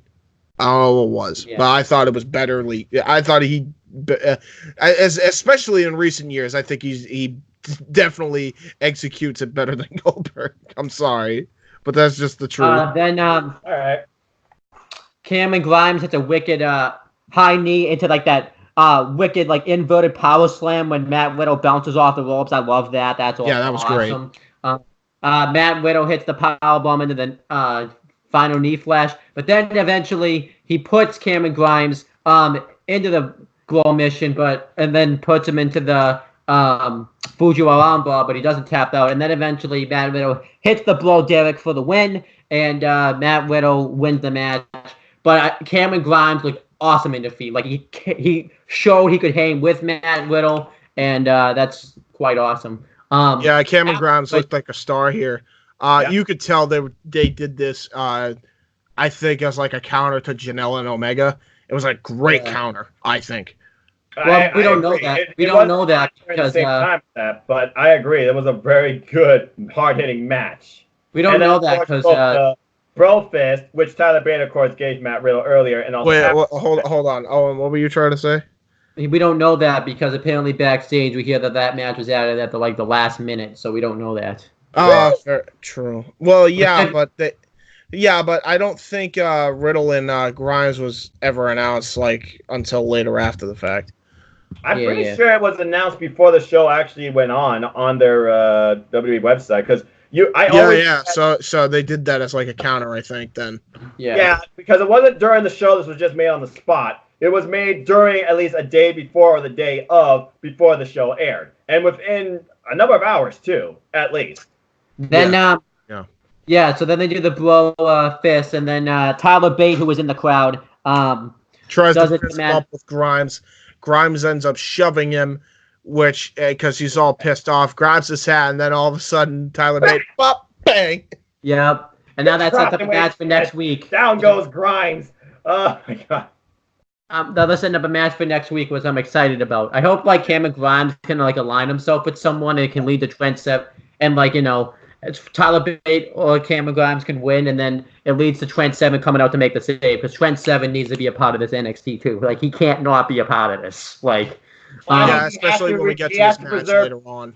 He has to preserve British strong style in NXT UK, which of course he did in his stellar main event against Noam Dar. So I would like to see that, but I think he's still got more to prove or do yet in NXT UK. Someone has to keep British strong style there. But this match between Matt Riddle and Cameron Grimes is great. It's a 4-star match. Yeah, I agree. Awesome. 4 stars. Hard hitting, a fair and broad. Cameron Grimes' longest match, I think, to date. Yeah, this was great. So then we had Dominik Dijakovic promo. You want to talk about this, James? Dominik Dijakovic had probably the promo of his career. It was the way he said it. It was like, I promised under my family name, I was going to become a champion. Tonight, I beat my greatest rival, and I walk out the NXT North American champion. Simple, sweet, to the point, delivered, and he had a face of determination as he cut this promo. Well done, Dijak, and this was great. I like that. It was very unique the way they shot this too, because they had the split screen for not just him, but for Keith Lee and Roderick Strong too. Yeah.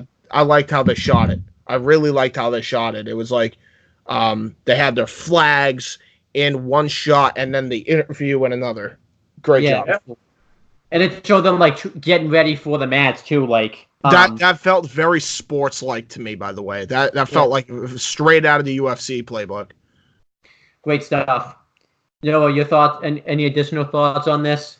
I mean, Dijak pretty much summed it up. The guy was out of injury for a while. Now he's back and hungrier than ever, and he's doing this for not only his name, but his family. He wants to be a champion in NXT, and he wants to go through who he believes is his greatest rival. And there's no doubt in my mind when these two are in the ring with each other, they bring the best out of each other. Strong is just the added variable because he's the champion. I could not wait for this match, and I was super stoked and looking forward to it, and he was my pick to win. Then we had a William Regal backstage segment. James, you want to go through this? William Regal announced in a WWE office setting that he was pleased to announce the Horsewomen versus Team Kick, and the winners of this match would go on to take on the Kabuki Warriors for the WWE Women's Tag Team Championships. So finally, we're getting the promise that we were promised when the Boston Hug Connection were champions, and NXT is finally going to have the WWE Women's Tag Team Championships on there. And Asuka and Kairi Sane make their homecoming against Team Kick. I actually am looking forward to this for the match quality. Yeah. Absolutely. Not so much for the gimmick, because still iffy on the Kabuki Warriors gimmick, but we'll get to that. Maybe NXT can because NXT can make anything work. Like maybe NXT will make it work somehow. Like I mean, well, they probably will. Yeah. I mean, to be honest, and I know this is going to be crazy, I think Team Kick has to win it. I agree. I don't think you're crazy at all. I mean, if there's any real value to women's tag team wrestling, those titles belong in NXT. Yes. It's the only place to work. It's the only place. And if you need to, just bring Kairi Sane and Asuka back down to NXT. Honest to God, what the hell are you going to do with them on SmackDown or Raw? What are you going to do? Yeah. You might as well, because I feel like Asuka and Kairi Sane, especially if Io Shirai is like the leader of the Kabuki Warriors, that could really work. Just saying, that could work great. Imagine those three coming together. Oh my God! We're everybody dies. Everybody in NXT gets a kick. That's a whole new form of Suzuki-gun right there. That's called Io-gun. Then we had Breezango and a mystery partner versus the Forgotten Sons. It was supposed to be Kushida, but since he's hurt, they had to do a replacement. And obviously, James, you already talked about how Breezango would dress because you mentioned it earlier in the video. Yeah, the funniest thing ever. Yes.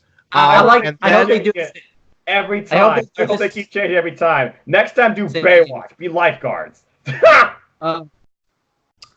The mystery partner ended up being Isaiah Swerve Scott. He had new theme music, which I actually quite like his theme music. Yeah, works for him. And the match starts off. The Forgotten Sons get the heat for a long time on Tyler Breeze, and then Fandango gets the hot tag. And Fandango's really been rejuvenated, and like he's alive in NXT. He feels alive. Alive, dude. He's fucking great here. For the record, too. I don't know if anybody listens to Brian Alvarez and Vinny from the Wrestling Observer. Yeah. There's a great line where Vinny compares Fandango to the Mountie. In that, Fandango is fully embracing that he's a stripper. Yeah. He runs with it. I mean, he ain't wrong. He's got the hips. I mean, there's some truth to that, maybe. Damn, though. Then Isaiah Swerve Scott gets tagged in, and he looked great in this match. He does one spot I can tell you that just will define how Isaiah Swerve Scott looks. Is he does a moonsault off of Jackson Riker's shoulder blades onto the rest of Forgotten Sons. Like, and then Mauro Ranallo with the great call. Great Scott! Yep. Mauro is brilliant. Enough said. Then we had the finish where Isaiah Swerve Scott hits Swerve's house, which is like a side kick, axe kick, pretty much. Probably one of the most brutal side kicks I've ever seen, which causes Blake just juggle his opponent's brain. He makes Wesley Blake flip over and then pin him. Yep. Yeah. It was awesome. This match was very good. I give it 3 3/4 stars. Yeah, 3 3/4 star. Really. For Forgotten Sons match, I was pleasantly surprised. I mean, most people probably wish they were forgotten, but they keep reminding you of who they are. They are an aggressive force. And this trio of Breezango and Swerve, especially the post-match angle where Swerve, lay it in. This match was fun and really great. I'm glad Swerve got the win. Yeah, 3.5. But how about Swerve showing the moves and Breezango just letting him do his thing? Yeah, that was awesome too. Yeah, I enjoyed that. Yeah. That was great. For the record, this is where comedy can be a good thing in professional wrestling. Yes, I 100% agree. For the record, also, this is probably the Forgotten Sons' best match since TakeOver 25. It's not better, but it's been their best match since then. Just saying. Which, by the way, if you have not seen that Fatal 4-Way ladder match, go watch it. It was great. Enough said. Then we had, you can talk about this, James, it's a promo. Roderick Strong cut the promo. Roddy Strong. He I don't know what he essentially said. I don't know why, but I'm just blanking. Is that bad? No, because Roderick Strong is a great wrestler, but honestly, as far as Undisputed Era goes, he really doesn't have a character. No, he's been developing a character. It's just Slowly. I don't remember everything he says sometimes. Yeah. What did he say specifically? I forget. I'm assuming I'll just guess it was essentially something like he's going to retain the North American Championship in spite of alive, basically. Yeah. Oh, yeah. That William Regal was. I know why he booked this. He's just trying to screw with the Undisputed Era. But I'm going to show him why I am the North America champion, and that's undisputed. I think it was somewhere along the lines of that. Yeah, you literally nailed it, because you got to remember, everything they do, it's undisputed. You nailed it. Then, see if you remember this, James. Killian Dane outside. Yes. Barrel. He looks so sad at first, and I felt bad for Dane. Kind of staring at his fingers, wrapping them, looking all depressed, and I'm like, oh, don't be sad, Dane. Don't be sad. And then it slowly, he's just like, Pete Dunne, last week you tried to break my fingers. And then he just starts getting angry and psycho, and I'm like, oh, okay, you're not sad anymore, I guess. And he's like, next week, I'm gonna break you. Even though they're not having a match next week, but I mean, the match could be made. Let's be honest here. Next time, I'm gonna break you. I'm gonna break you. That pretty much sums up right there. I like how he's selling the fingers still being snapped by taping them up too. At one point he taped them up correctly, but then he just kept over taping it, which you're not supposed to do. No. So he just kept doing it over and over again, not realizing he's putting too much tape. Well, that's because he's just like, he only has his eye set on done and what he's going to do to breaking.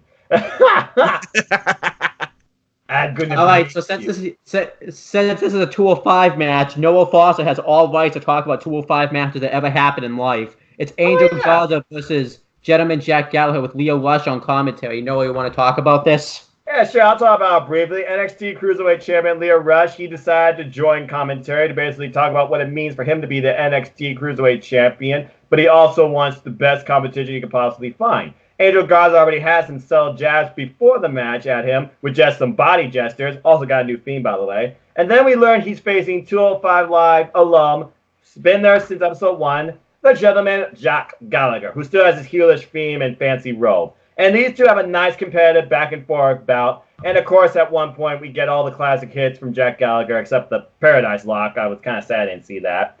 But eventually, Angel Garza, he rips the pants off, and he uses that for his finish. That I forget what they named that, but we get like the McKillian headbutt. The Cabrata. I think they call it the Cabrata. Cabrata, thank you, yeah. And afterwards, he has some subtlety gestures towards the champion, like, hey, I'm here. I'm coming after you for your title. Like, oh, you're trying to say me something? You want this? I can't wait for this match. Okay, I'll see you. I can't wait for this match. And on 205, they built up a lot more contenders too. So there's actually two really strong divisions in NXT. It's the Cruiserweight division and the Women's division. Those are like the two best divisions in NXT right now, period. Yeah, the way they're building those up.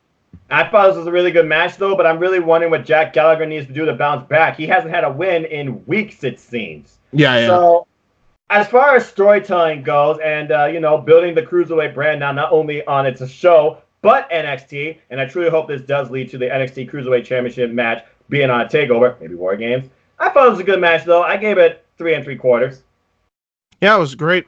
I thought very much enjoyed it. I gave it 4. Yeah, I enjoyed it. I enjoyed it a little bit more, I think. I enjoyed how Gentleman Jack kind of counteracted the high-flying ability and egotistical nature of Angel Garza. Yeah, until the pants came off, and he literally used that as a distraction. That was an awesome spot. I really enjoyed that. Yeah, because at first he was teasing it, and then they were talking about it on commentary. Oh, Beth, get ready. Oh, wait, no, it's not happening. Are they just gonna, at some point, are they just going to, like, pair up all the freaking strippers and like Angel Garza just joins up with Breezango? Come on now. Yeah, right. I mean, I'll just say. Are you trying to bring Chippendales to freaking NXT? I mean, they're already here. in Fandango and fucking Tyler Breeze. What are you talking about? Shut up. Then we had the Women's Tag Team Championship #1 contenders match. Tegan Nox and Dakota Kai versus Marina Shafir and Jessamine Duke. I was very surprised by Duke and Shafir. They very much improved, I thought. This was on NXT TV too, so I was very curious about, okay, what are these two going to bring? Because last time they were green. Yeah, they've gotten a lot better. Yeah, they have. This match was pretty good. Immediately, I believe it's Shafir right away hits like a pump kick on Dakota Kai, and they get the heat on Dakota Kai for a long time. Then Tegan Nox gets the hot tag. You could tell the influence of Red Dragon immediately. Yep. From the opening spot and the way they cut off their side of the ring. Their side of the ring and control Dakota Kai for most of the match for Tegan Nox to get the hot tag. There was heavy.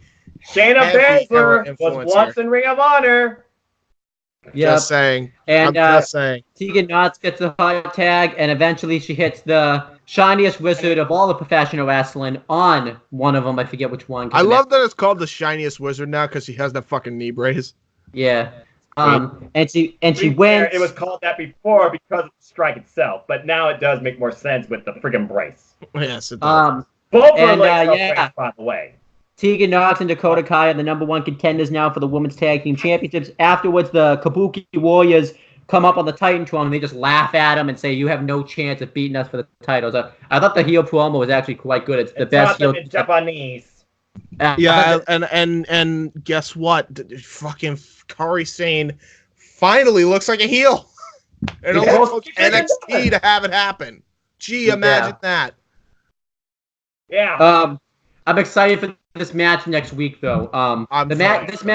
This match right here was pretty good. 3 1/4, but it was necessary. It was a nice breathed cool down match that we needed before the triple threat NXT North American Championship. And we see how far Shafir and Duke have improved. They really have gotten better. Thank you, Shayna. There's a reason why those three are together, not just called the Horsewomen for a reason. But yeah, well, it's not just that, but they have they have a lot of benefits too. It's not just Shayna Baszler. You also forget one of them is married to Roderick Strong. Right. They have undisputed era connections.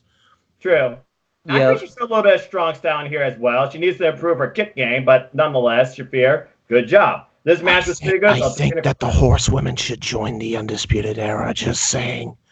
James, factions at a certain number is all you need. I don't think you need anyone else in undisputed era. That's like me wanting Killer Kelly. Yes, but when it comes to the female division, I think they could use a little female representation. I'm just saying.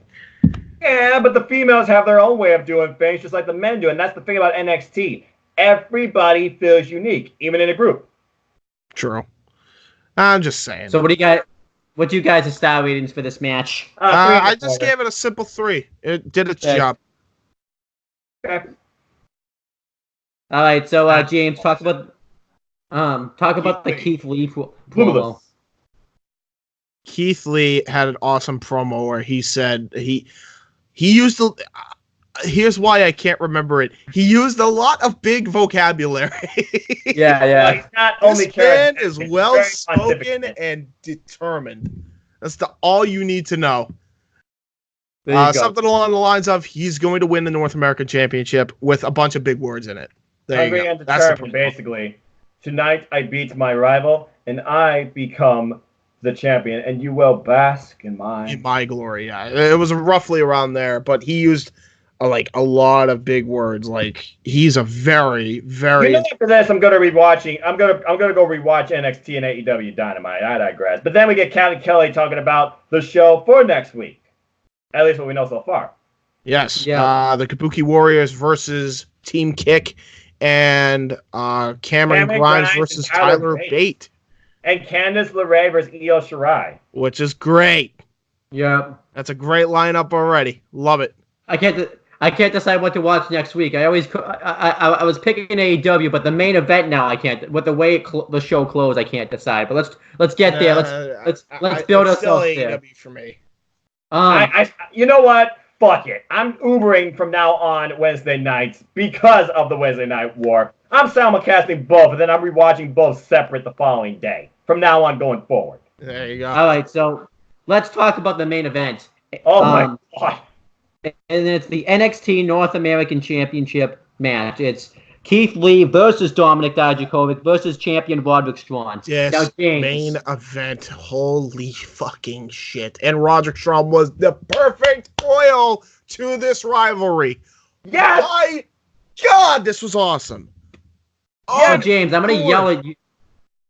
So, James, I will call you and yell at you if one of the things that's not in the thumbnail this week is that face-off with Keith Lee and Dijakovic and Roderick Strong looking like a geek in a way.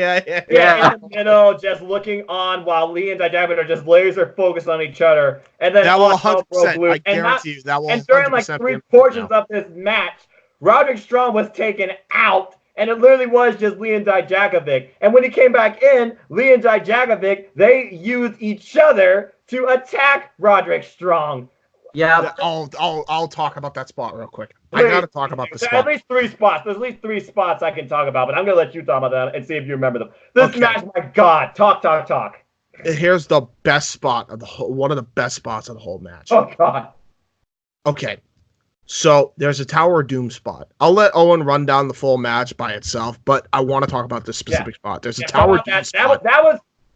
That was the spot in this match. Please talk about it, because I thought Marvin was about to have a heart attack. Oh no, there's one better, and we'll get to that.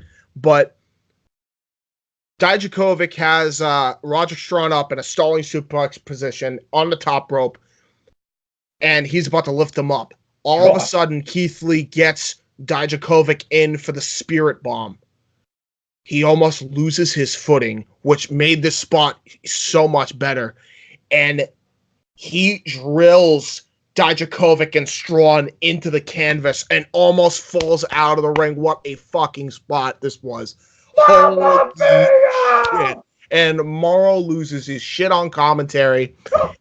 The other spot in this match is when all of a sudden, I think Roderick Strong tries to go for a suicide dive, gets stopped by Dijakovic, hit strike after strike on Keith Lee and Dominic Dijakovic until eventually, I think there was just a freaking heavy forearm shot by Keith Lee, which led into Dijakovic getting him into the burning hammer position, got him into the I don't know, the Feast Your Eyes finisher, and then Keith Lee hit the pounce right after to take out Roderick Strong.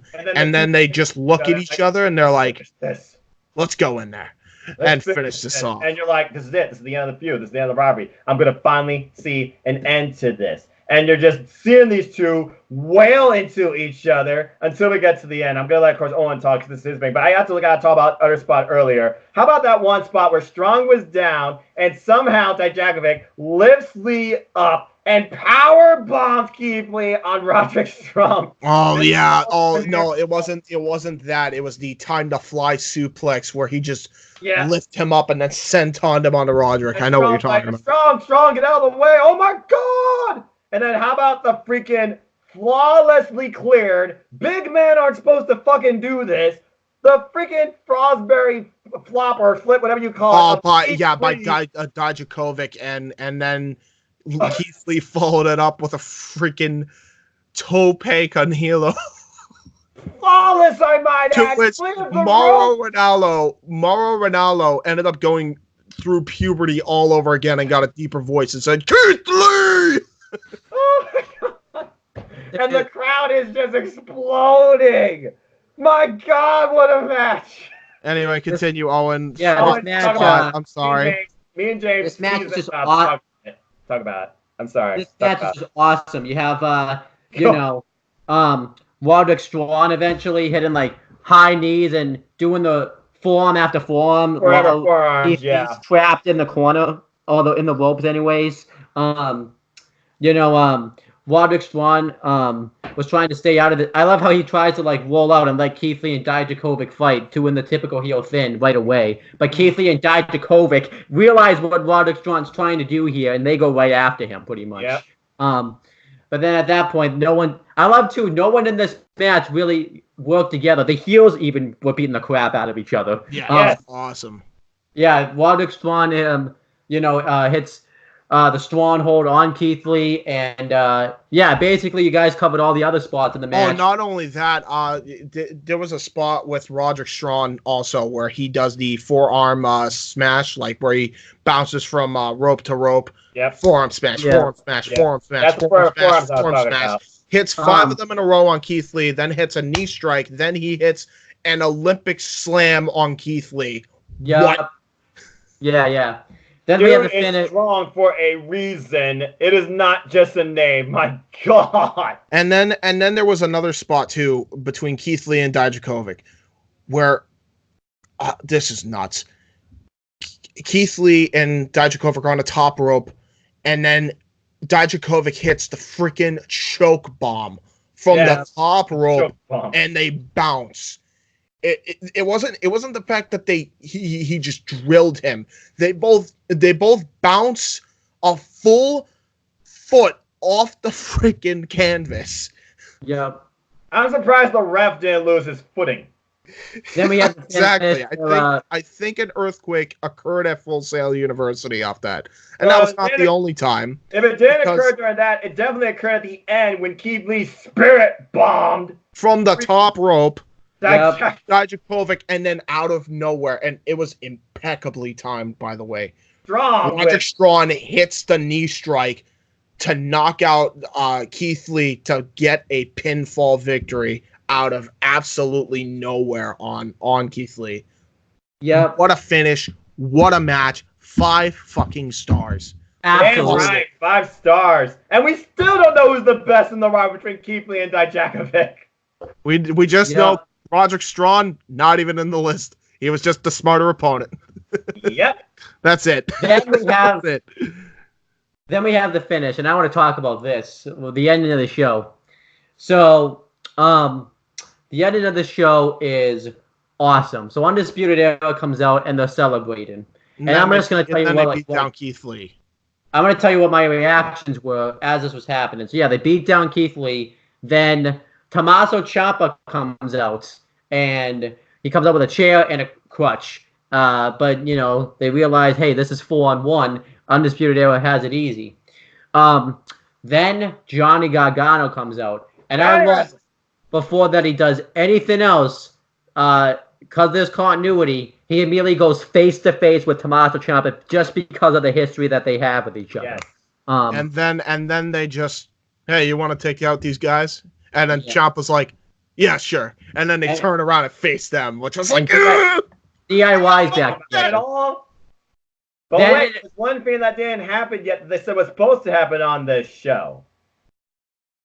The place explodes. Finn Balor comes out, and I'm thinking, okay, this is going to be how they're going to set up War Games. Finn Balor comes out, he gets into the ring, and he goes to take his jacket off, and from out of nowhere, he hits the Insiguri on Johnny Gargano. Pele kick. What the hell? Pele kick. And then Morrow goes, what the hell? Ciampa looks like how Moxley did when Ambrose turned on the shield, or I'm sorry, when Rollins turned on the shield, where he's just bewildered for a second, and then all of a sudden the Undisputed Era dog on him. Yep. And you just see Finn Balor watching on. And for the record, everybody say I think I know what's happening, by the way. He said his future is his past. Yes. I think eventually he's going to lead the Undisputed Era, and he's going to get the UK championship at some point. Yeah. I think that's what they're setting up for long term. And I'll tell you why. Because he was literally watching Ciampa just gotten beaten down, and then he's looking over at Johnny Gargano after the Undisputed Era layout Ciampa. And then he hits a brutal shotgun dropkick on the barricade on a bunch of plants that looked like fans, and the crowd's just shocked. Crowd's absolutely shocked because they sell it like they're dead. And then he brings Johnny Gargano over to the steel ramp, hits Bloody Sunday on Johnny Gargano on the steel ramp. Damn! And then does the Bullet Club fingers and shoots the guns, figuratively. as Undisputed Era are doing their taunt. And they're staring at each other. I'm telling you, if they do this, this would be fucking great. This was, even if they don't though, this was brilliantly executed. This leaves you wanting to ask questions. This leaves you wanting to tune in next week. This was gold. This was 100% gold. This was S rank. So on top of a 5-star match, a freaking S rank segment, amazing heel turn, great character development on all fronts with the people in the match and the people in the final segment, this show gets an S rank for me. This was fucking great way to end this show. This was the moment of the freaking Wednesday night because we are literally getting Prince Devitt in NXT. That is New Japan Pro Wrestling / Bullet Club. Fuck everybody. Founder, people. And we're going to get that potentially against John Gargano at War Games. Guarantee you.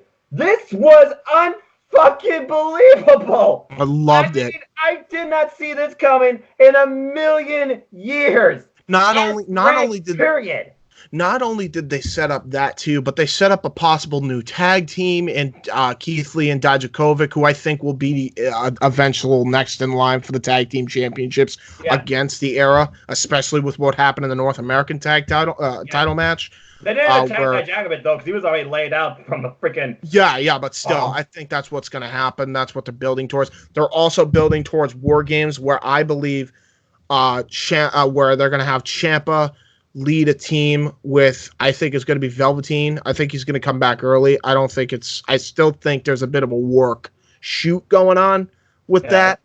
And also Dijakovic and Lee. There's so much things that they're setting up for that I'm pumped. NXT championship match, NXT championship match, maybe NXT Cruiserweight championship match. I feel like I finally know what the NXT Women's Championship match might be. War Games could go one of 3 ways right now in my mind, and then you're going to have like one other match and Dijakovic, like you said, facing Undisputed Era for the tag titles. This War Games card is so wide open. I cannot freaking wait for the show. And by the way, it's so wide open because it all makes sense and all the options are great. Yes, I feel like it's got to be Prince Devitt versus Johnny Gargano at War Games, because if he goes back, I'm not even gonna lie. If he goes back to the Prince Devitt name, I'm gonna lose my shit. I'm not even gonna lie. If he goes back to the Prince Devitt name next week, I'm gonna fucking go nuts. Imagine the entrance at War Games. Oh my god, he's gonna come back in the Venom face paint again. I bet. Oh my god. Let's go. Wrestle Kingdom, man. We're going to Wrestle Kingdom. But here's the thing. The exclusive showed John Gargano being dragged out on a gurney. He was pissed. Kaz LeRae is accompanying him. They're going through the locker room. The other superstars, NXT superstars, are seeing this. And then he gets in the ambulance. Kaz LeRae lies with him. And so does Ciampa. Yep. Yeah, of course. But this, I love this segment. And it. Oh my god. It tortured. Oh my god! I know what they did. We ain't getting Balor and Gargano at War Games then, because they just sold the neck injury, which is a whole. What I think that actually means that Balor's joining Era. Oh my god! Say it. Yo, I think we're gonna get like the Era having 5 people in it, and I think there's gonna be the 4 main guys in War Games. That's what I think they're leading to. Yeah. That's exactly what I think they're leading to. But this stuff is awesome, though. Like, this is amazing. This is riveting television. Every Wednesday night, it's riveting. Wednesday's I was so torn because wrestling made it in a way where someone turned heel, and I was like, "No, Finn, why are you doing this? Why?" Like, yeah, exactly, right? Yeah. Like, now the question is, next week, are we going to get answers? Is he going to leave us muted like Io Shirai did? Are they going to do a video type thing? When is John Gargano going to be back? Is he going to come back after Balor via promo or just attack him? There are so many questions and things to wait for right now. I cannot be more excited for freaking Wednesday next week. And I think this shows, too, that Finn Balor being in NXT isn't temporary. I think it's a permanent thing now with this here. I 100% think. It better be after this. 100% agree. My God. This show was an S rank though, with fantastic matches, fantastic video packages, character development, setups for like next week's show and everything, and fantastic S rank. And I'm giving. Let's see, what am I giving this? I'm gonna give it. I like the AEW, I think, a little more, so I'll give it a 106 out of 7. Yeah, 106 I out feel of like 106. I feel like by maybe a 2% margin, if I can even say that, NXT personally for me beat AEW by 2%, and they both are S's. What a fucking night! Yeah, amazing. So Noah, since you have to leave.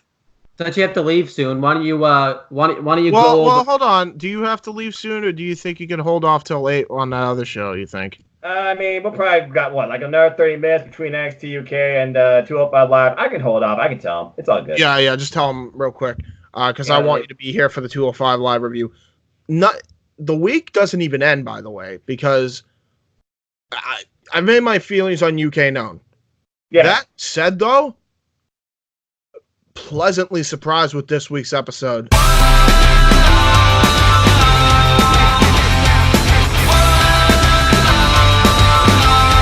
felt like it was a continuation, finally, of what's going on NXT television. That's the one key thing. And the second thing is, it's a continuation on what's going on when it comes to the Cruiserweight division over on 205. So it was like nothing felt out of place finally when it comes to UK. Great. Yeah, it was a pretty decent show. This was I think episode 66, or maybe 67. It's to the point where it's like, do we really need to name them or number them at this point? Oh yeah, the commentary team of Nigel McGuinness and Tom Phillips, probably the worst commentary team in all of professional wrestling because it's Tom Phillips. And James, since you're going to be doing most of the talking for a little bit, Imperium comes out to cut a promo. Imperium comes out. Mr. Not Alexander. Marcel Barthel has a microphone, holding it like Damian Sandow, by the way, and he just says, "Man of class." Yeah, man of class. We are the most dominant faction in NXT UK, and our leader wants to speak to his kingdom. Of course, Walter is cutting the same promo he always does, that the mat's sacred, blah, blah, blah, and that he's serious about wrestling. You get the gist. Then all of a sudden comes Gallus. I don't know. I'm trying to get into it because I know Coffey's ability. I just hope that they actually make him look credible going into his eventual match with Walter. Yes. He comes out, he actually cuts a hell of a promo. All of Gallus cuts a hell of a promo on Imperium. And they're really putting over this gang warfare mentality in NXT UK with Gallus and Imperium especially. So they cut like a half babyface, half heel promo because they were congratulating him on getting rid of British Strong Style. But then they're like, hey, guess what? You're not the only faction around here, buddy. Because as far as I'm concerned, we have the tag team titles. So whose kingdom is it really, fucker? Yeah. That's one way of putting it. I mean, they were laughing off because Gallus has always said that this is their kingdom. Now they have some gold to back it up. But their leader has yet to get the gold. And Walter and Imperium are looking on unamused by this. So, yeah. This isn't a heel versus face. This is faction war, people. Yes. I think it's faction war in all of NXT right now. I mean, look at how many fucking factions you have. Jesus Christ. Yeah. It works, though, in the UK scene. Seriously. This segment was pretty damn good. I don't know. It's still questionable, like, because Gallus, I don't know if they should have gone to it yet, but I'm happy it's not. It doesn't seem like this is going to be anything immediate. I think they're just planting that seed. Yeah, I hope they don't do a whole day. I mean, I didn't know what they were gonna do. In fairness, I didn't know what they were gonna do with Dakota Kai and Tegan Knox. I mean, Team Kick, that right there. Totally. Yeah, I didn't know. That's why I guess they rushed that women's title match, which is fine now, knowing that. So there you go. You know. Yeah. So yeah. But yeah, this was good stuff. Good segment. I rate this an A+ because it actually over-delivered for me. So good job. Yeah. Hey, we I had watch Zion- this wrestling. I'm aware of faction warfare, and I am in love with the faction Imperium. I need to get the shirt.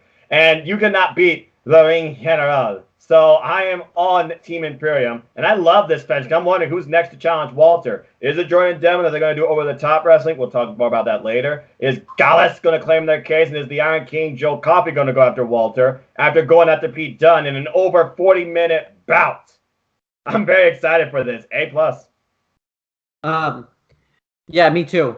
And I think it's leading to Agnew and Botel getting the tag titles too, because It's got me. I think that makes sense. Yeah, which is fine. I just hope they have a fourth title eventually involved because I feel like they need it, especially now more than ever. Because then you leave poor Alexander Wolf. I mean, he could just do what one of the Singh brothers did and just get the freaking 24/7 belt and then just. Don't you bring that accursed title to this sacred land? Anyway. No, you know why? Because he could just take the belt and put it in the trash and blow it up like JBL did with the Spinner US title. Wow, man. Take an axe to it and break it. This is a joke to this ring. Alexander Wolf is a man of very few words and just all action. I love it. Then Zaya Brookside does a promo at the UK Performance Center. James, you talk about that. Do I have to? Come on, give her. Dude, I'm sorry, Noah. This gimmick sucks. Yeah, it sucks. So bad.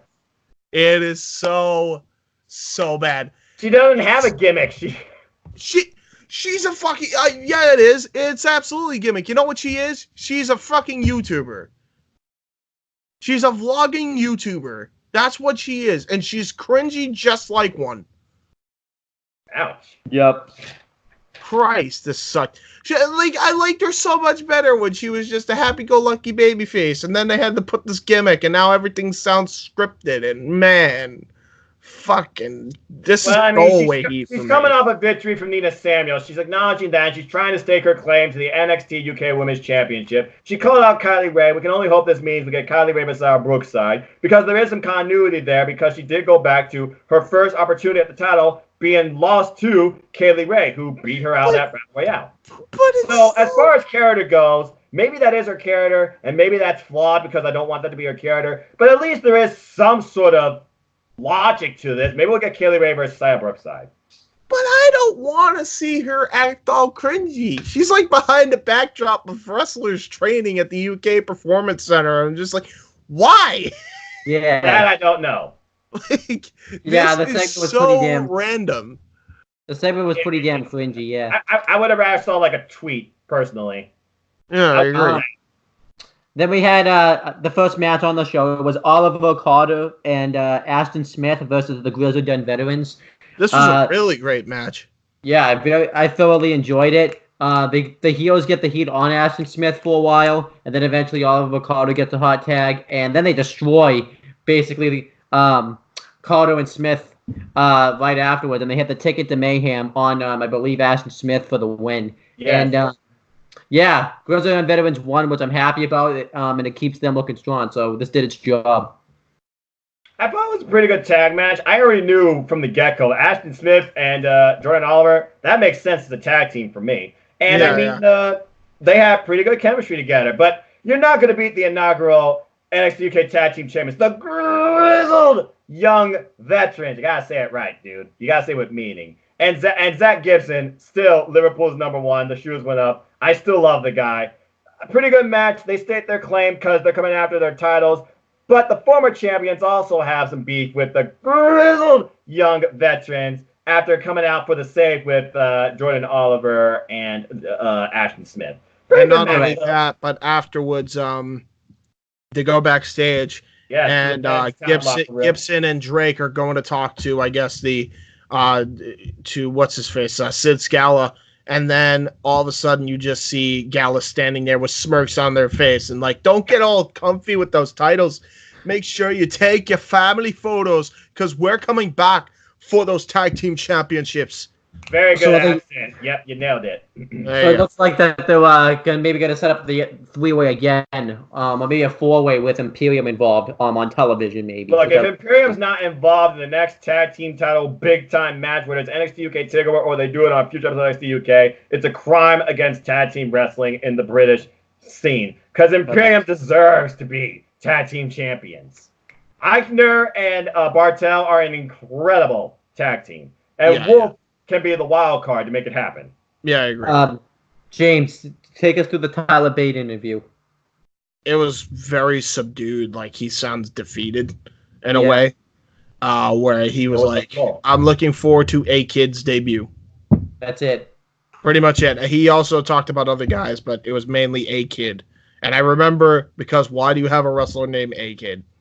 Well, it's weird. I don't think that is his name, because Tyler Bate called him A-Kid. But Tom Phillips, it's called A-Kid. His name is A-Kid.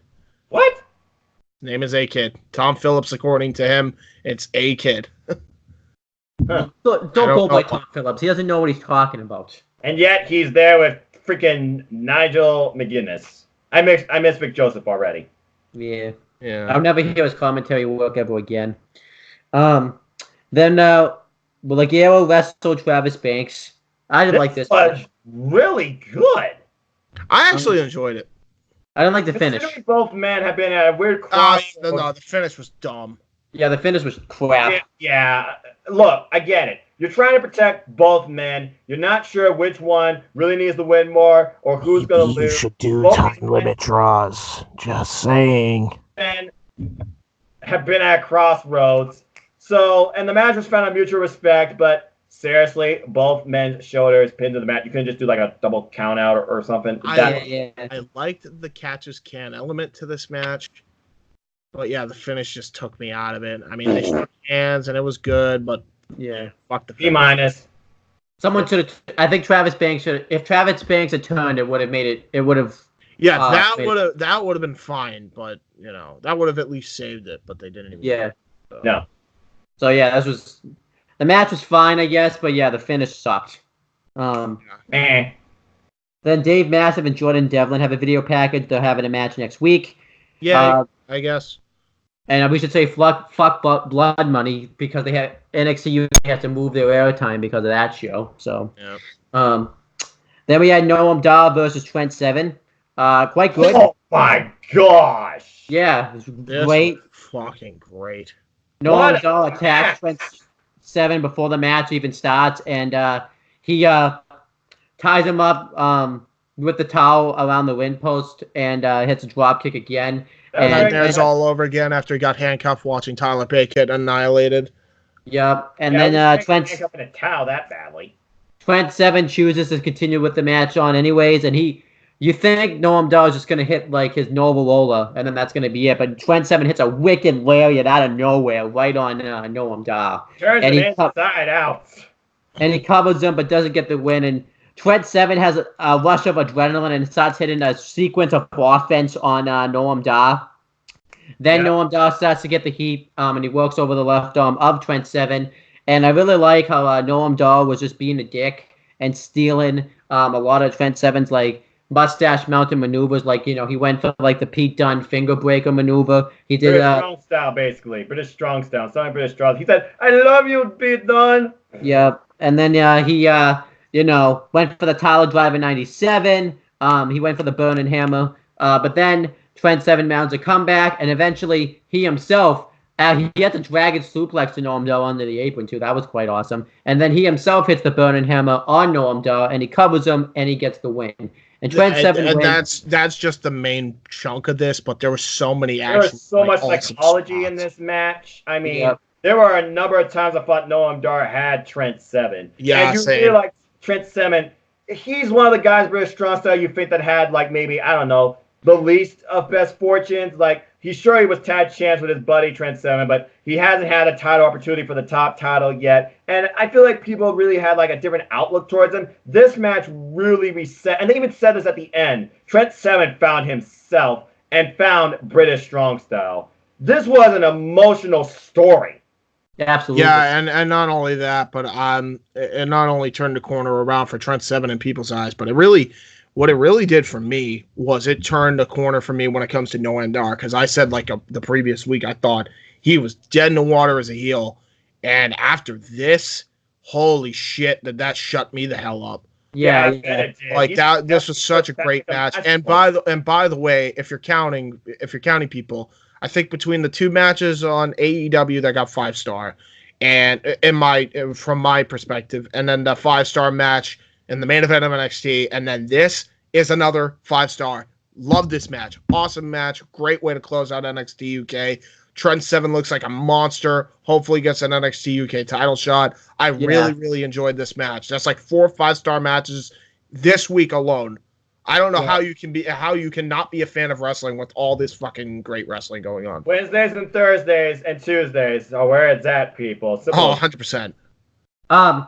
This match was really good. This show was really good. I was genuinely surprised because, for me, James anyway, because we've been kind of crap. NXT UK hasn't really been doing anything for us lately. Like you kind of just been there, but it's like it's there, but it's not doing anything. Yeah, this show turned that around in a heartbeat, and this was like a 5 out of 100 show to me. Yeah, absolutely. What's interesting though is we did not have a women's match on this show. Just a highlight of Zaya. And they have one of the deepest women's divisions there. I don't think they know necessarily what to do with all of it. I thought personally we were going to get Rhea Ripley and Piper Niven versus Jazzy Gabbard and Ginny. It didn't happen. Maybe it's next week.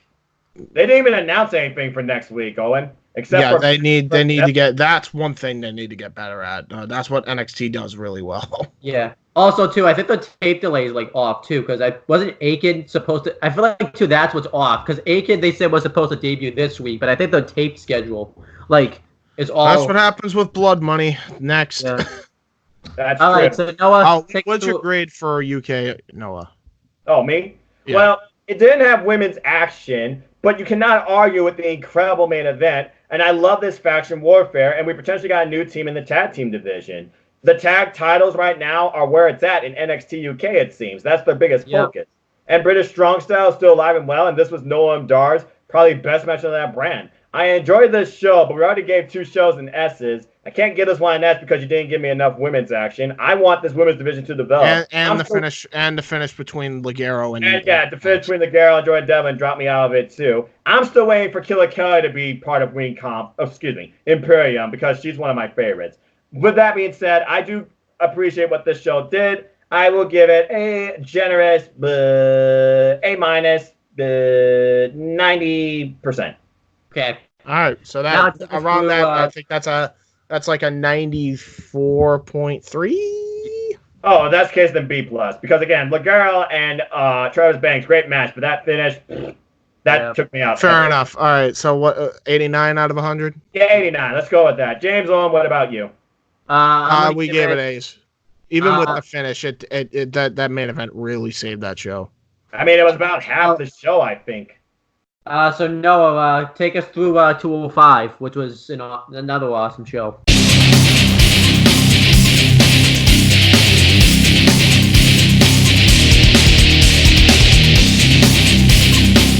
205 Live. This is basically their first week, or second week, I guess you could say, of them now being under the NXT banner, and it really played a lot here. We had 3 matches, but before all that, they recapped how tonight we see the return of Lio Rush, and he will be facing Oney Lorcan, a rematch from NXT for the NXT Cruiserweight Championship.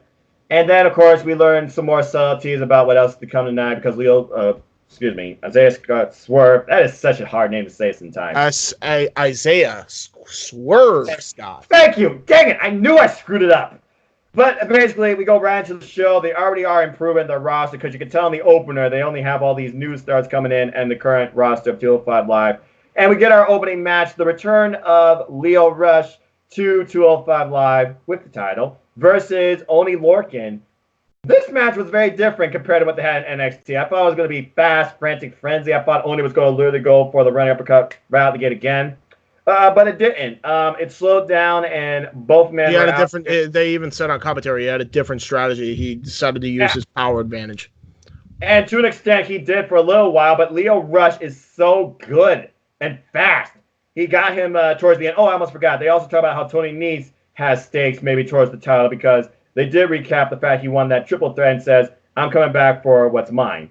It started out with a test of strength that slowed down with some mat wrestling. We had side headlock, we had some scissors lock, and then Lio Rush put a flurry together with a couple of kicks, roundabout kicks, and then Oni, he came back into play with a, the running blockbuster, channeling the power of the sun, try to gather his fury, but in the end, Lio Rush, he comes back and he drives Oni Lorcan to the table. Very aggressive style, actually. And then drives his knee into Oni on the table, brings him back into the ring, pulls off that springboard stunner from the bottom rope. I could have sworn he did it from the middle rope the first time. Maybe I didn't see that right. The come up, as they call it.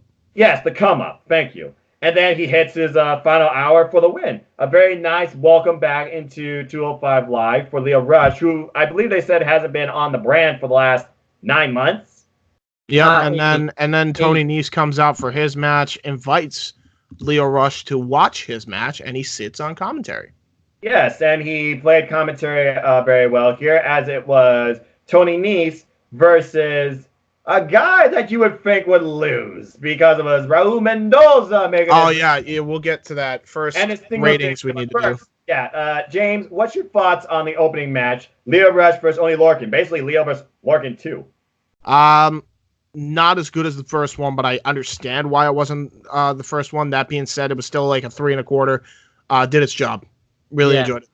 I enjoyed it around the middle. I gave it 3.5. Owen, what about you? Yeah, I thought the match was pretty good. I kind of like too how Oni Lorcan kind of changed his strategy up, because if he just had the same match, then it's kind of like, not really. I feel like, you got to change the strategy up. Shows that you're learning. Especially if you're lost. I really liked in this match, that they will after that.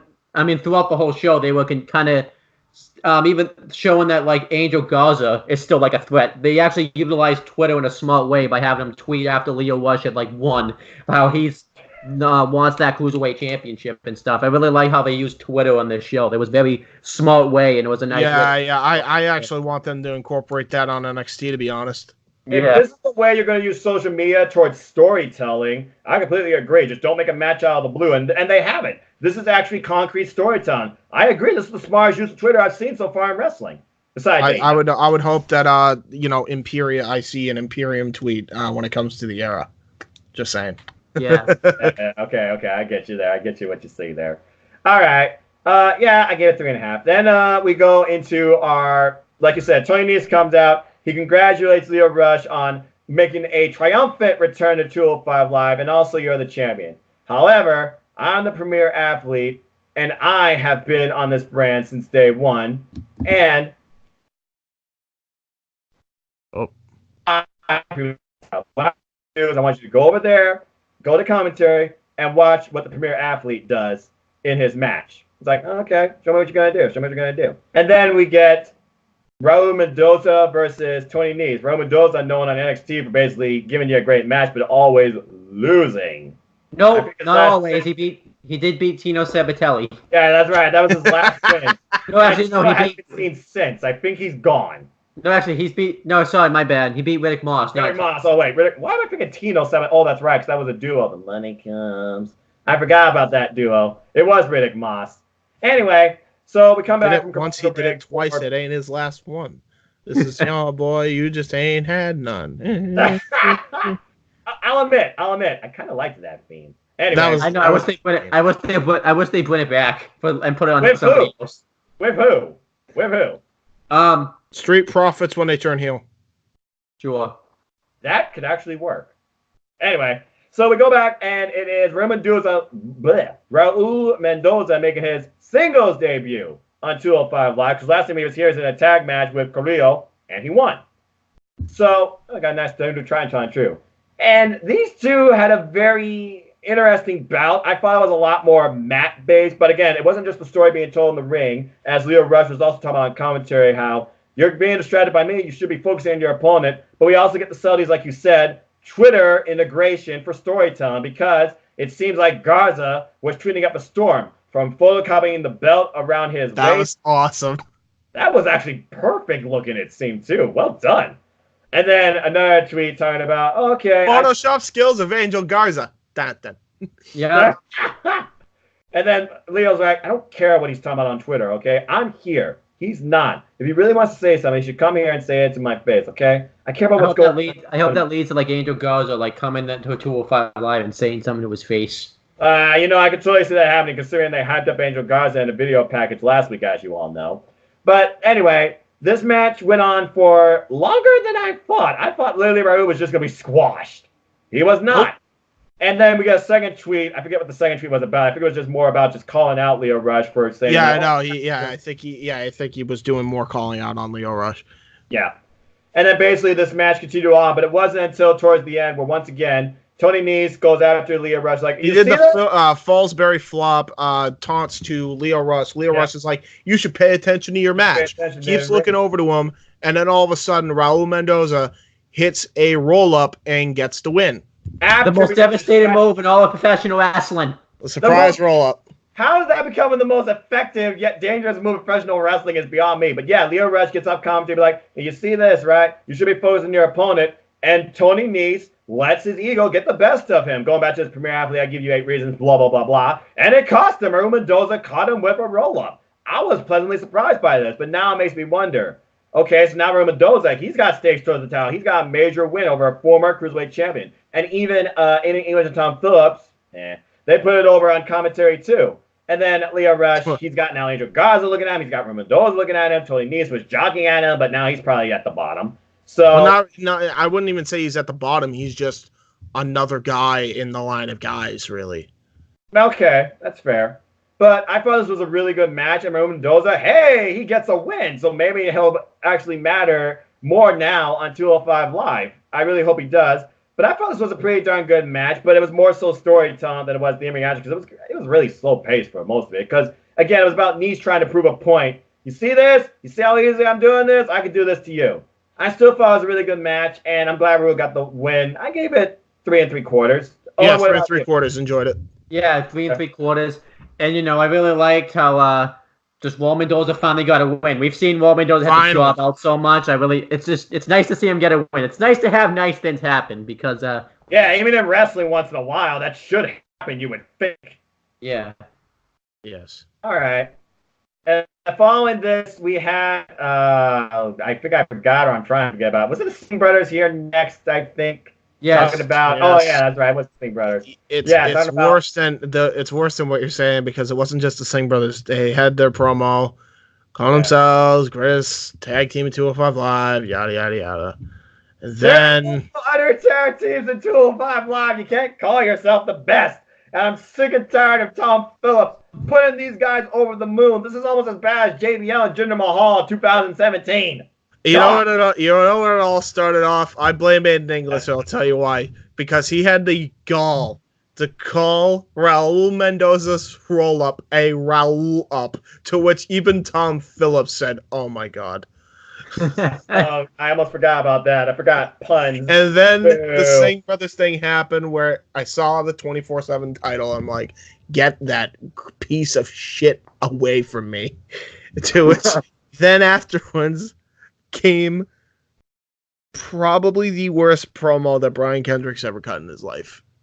Yeah. Holy shit. How many times did he say the word professional wrestler? It's like he never said it before. This.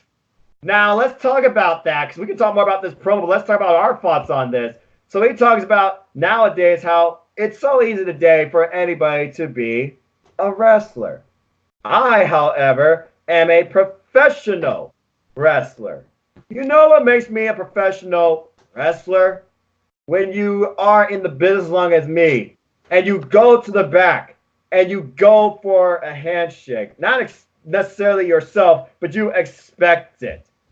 How many times did he put a comparison between wrestler and professional wrestler? The only thing at least 100 times. Hello. Yeah. The only thing that was missing was him saying wrestler versus entertainer.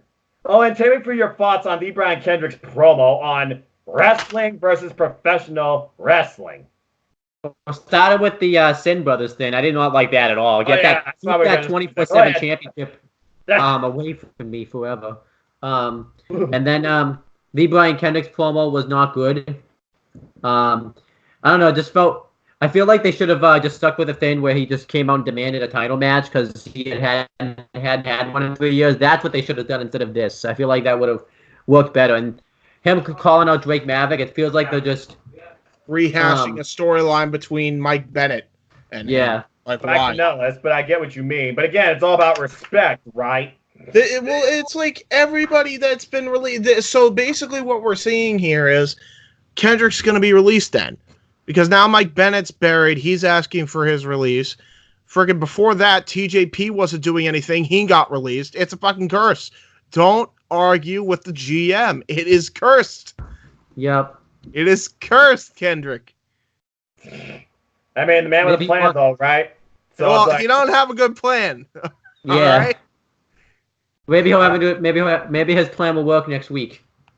Well, we don't know what's for him next week because he just walks off like, oh, that was interesting. But then he was like, I see where he's coming from. I've been in that locker room. And, of course, now Aiden's being the heel here. He supports the Brian Kendrick's points. Why is he a heel? Wasn't he a face? There's only 2 people now, James, so you got to balance yourself. Make Phillips the heel. He's unlikable anyway. Yeah. Okay. Hey, you know what the best part of this promo is? Kendrick took Tom Phillips' commentary headset off. That was odd. You know what? That makes the segment for me. I like the segment just because of that alone. All right, fair enough. Bottom line, I hope that we're not getting Drake Maverick versus the Brian Kendrick. I stick to your manager role, know your place, and just build your way back to the NXT Cruiserweight Championship. You wanted that badly. Yeah, it might as well. Why is Maverick even working with it? It should just be Regal. Or Johnny Saint. Or Sid Scala. Make it Sid Scala. Sid Scala? Yeah. You want him as GM of 205? That would work. Yeah, I suppose I could. All right. So then we get into, I believe, I'm all frazzled from the freaking... I'm all over the place. So then we go into, I believe, our main event, which is the return of Swerve with his new song. I like his new theme. I really do. Yeah. So, Isaiah Swerve Scott versus Aria Daivari. The only real heel left, I feel like, in 205 Live. And these two, I don't know why, but usually I think main events, they go the distance, they feel longer. And Aria Daivari is basically saying, I don't care who's coming here. I'll fight anybody. This is my show, and I will become the champion. But then Swerve's like, I bring confidence. I'm going to make this my house. And he did in this match. These two had a great back and forth match. We had some heat spots where Aria Daivari brought the crowd back into the match by bringing in, some hate because Aria Daivari elicits heat. Good on him. Not many other people can do that. And then Isaiah Swerve Scott, he gets in that wicked kick for the win. I mean, there wasn't much more to say beyond that because Aria Daivari, he goes for Persian Splash, misses it. He goes for Hammerlock Lariat, that gets countered, and then eventually after a roll-up combination, out of nowhere it seems, he hits that move. Swerve just torques his leg into your freaking side of your head and pins you 1, 2, 3. You ain't kicking out from that.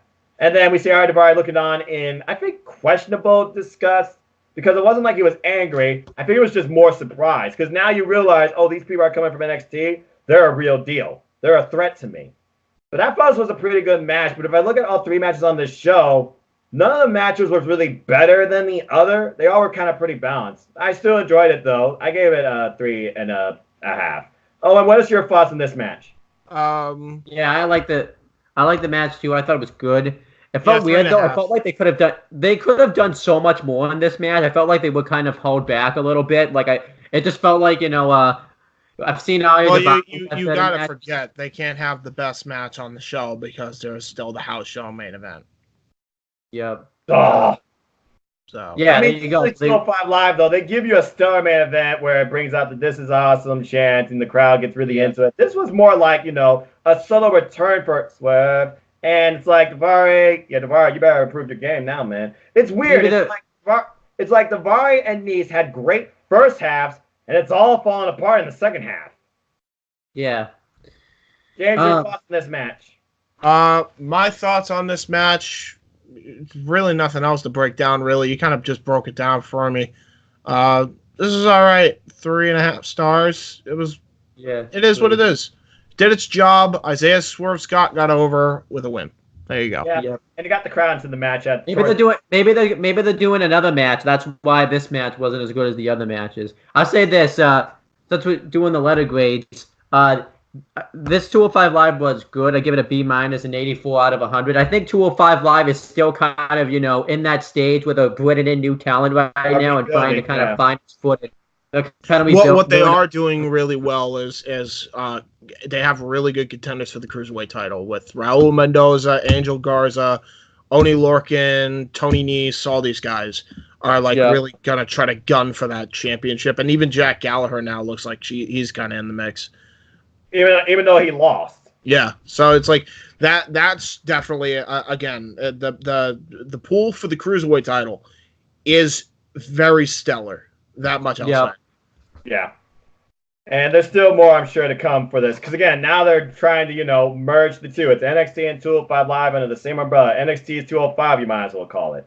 But well, then you have to call it then you'd pretty much have to call it NXT UK 205 Live because everything's merged.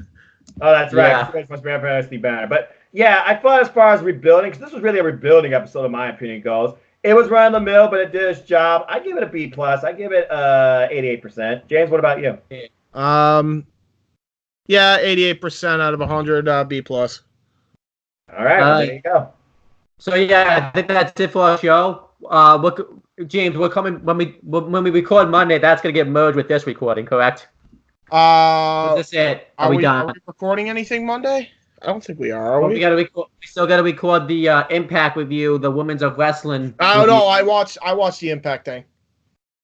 Yeah, but have you? Oh, you mean that this is Impact? You're doing like a I watched that. We could talk about that. Well, I don't want to I don't want to right now though. I want to rather wait. I think he's done. He just wanted to focus on WWE and AEW. So yeah, I think we're done here for that night, gentlemen. So you want to? Well, I have a thing. Here's a question for everybody. As it was okay, but was there really anything that really happened other than the Sami Callihan bit? No.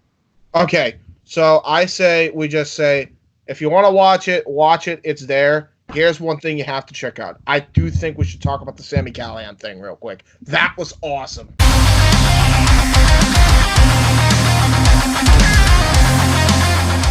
Yeah.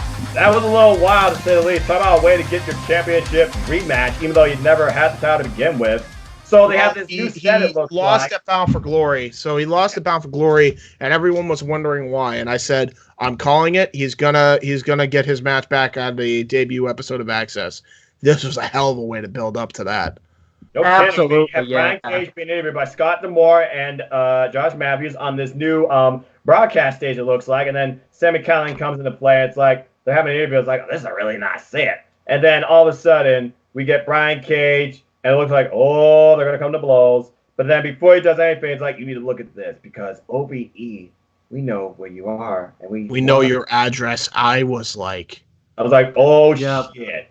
And then talk about his daughter and his wife, and it was like, uh-oh. But he's like, look at this footage, look. And by the way, shout out to the Ohio State Buckeyes. Hey, I'm from Ohio. I'm going to represent OBE. Everything! Anyway, we see Dave Chris, and Madman Full. Jake Chris is like, hey, Sammy, we're outside Kita's house. On your word, ready to go. That is, if Dave can hold back Madman Full. He's like, you sick son of a bitch. He's like, so are you going to give me my rematch, or are you going to break my neck? He literally asked Cage to He started slapping himself in the face. He put his hand on his throat again and slapped himself. Go ahead! Kill me! Do it! I'm like, well, holy fucking heat magnet. Oh well, the thing you're missing the most is Brian Cage can't do it because if Brian Cage kills him, no one's there to call off OBE. So that's why he's so confused. I was like, you're such a prick. I called Casey immediately, and I'm like, I think I have your new inspiration for Mark Young. And he's like, who? Yeah. Sami Callihan. And he was like, explain. I explained the whole situation for him, and he was like, fuck. Yeah. So that was the biggest thing. I will say this about the other stuff. Keep in mind, This is Impact was literally the same night, either post or pre, or the same building anyway, of Bound for Glory. Yeah, Okay. yeah, they had like 2 matches there, and Yeah, they had Shorty they were there. Blackheart versus. It was Madison basically a Rayne. pre-show to the big show. Yeah, exactly. What I will say is, before we continue, the one thing that Cage said was, "You're a sick fuck," or something of that nature. You want your title match? Fine. Let my family go, and you got your title match. He's like, all right, thanks, man. But I knew you'd make the right decision. You're too easy. And then he just grabs it. He's like, but when we get in that ring, I'm going to tear you apart limb from limb. Yep, it was and then awesome. He throws him off, and that's it. And we got a championship rematch. And I'm like, oh shit. I'm like, okay. All right. All right, I'm ready. Let's go.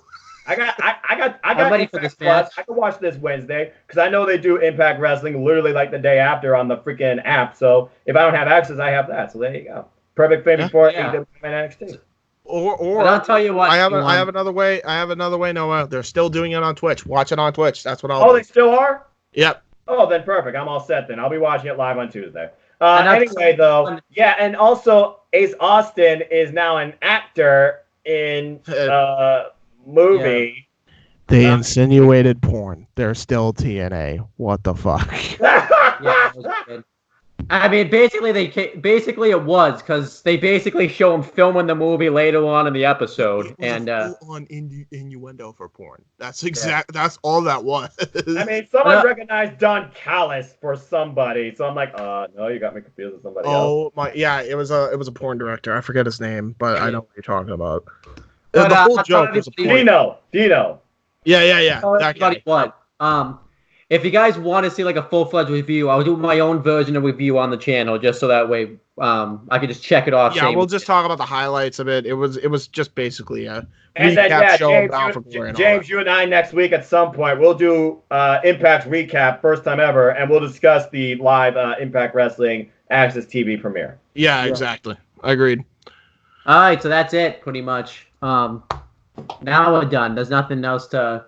I mean, are we doing a record Monday? Because then we, since we got to do New Japan. There's nothing really to record after that. That was pretty much that was pretty much the meat and potatoes of that. All right, let's plug and promote everything then. We shall pluggeth. Plug. Noah, you want to start? Yeah, sure, gentlemen. Pleasure as always. Ladies and gentlemen, you want to know more about me? Know this. I'm just a simple man and a lifelong fan of wrestling. So if you want to follow me and talk anything wrestling, WWE for the good, AEW, Ring of Honor, New Japan Pro Wrestling, Impact Wrestling, and Independent Wrestling, support pro wrestling, folks. Look me up on Twitter, nodq.com/Noah, takes you to my Twitter page, or follow my civil YouTube channel at youtube.com/user/Noah Foster 210. It's now 1 year old, and it's still going. Thank you, everybody who's been a part of my journey and fun. Aw, cute cat. Anyway, you'll find all sorts of recasts, predictions, simple takes, and all sorts of other stuff, wrestling, everything I said, and more. New content every week. Shortly, I'll be recording #2FLIMatch. That'll be up on the channel. Because I am fifth in the NoDQ Predictions League, and they said it's private, fuck it, though. I'm not watching it. I did do my quickest predictions video ever under a newer, more don't give a shit character. So feel free to check that out. I gotta watch that. I'll put it in the Wrestling Rundown thing. I've already given laps to JD, Chris Mace, Jerry Slaughter, and good brother Chris of Team NXT. Speaking of which, stay tuned, folks. Us and Team NXT will be doing predictions, I believe, next weekend on New Japan Pro Wrestling's Power Struggle finale, as well as AEW Full Gear. Yes. But also, I'll definitely come on for that too. The AEW. Well, we gotta figure out time. So James, we gotta get in the chat and figure out time. I'm thinking either this coming Friday or Saturday. We need to figure out what everyone's agenda is. It's probably Saturday. I'm thinking Saturday probably will work best. But again, we'll make sure to involve the whole. I mean, it all depends too, because I know we're trying to also do the rundown on that day.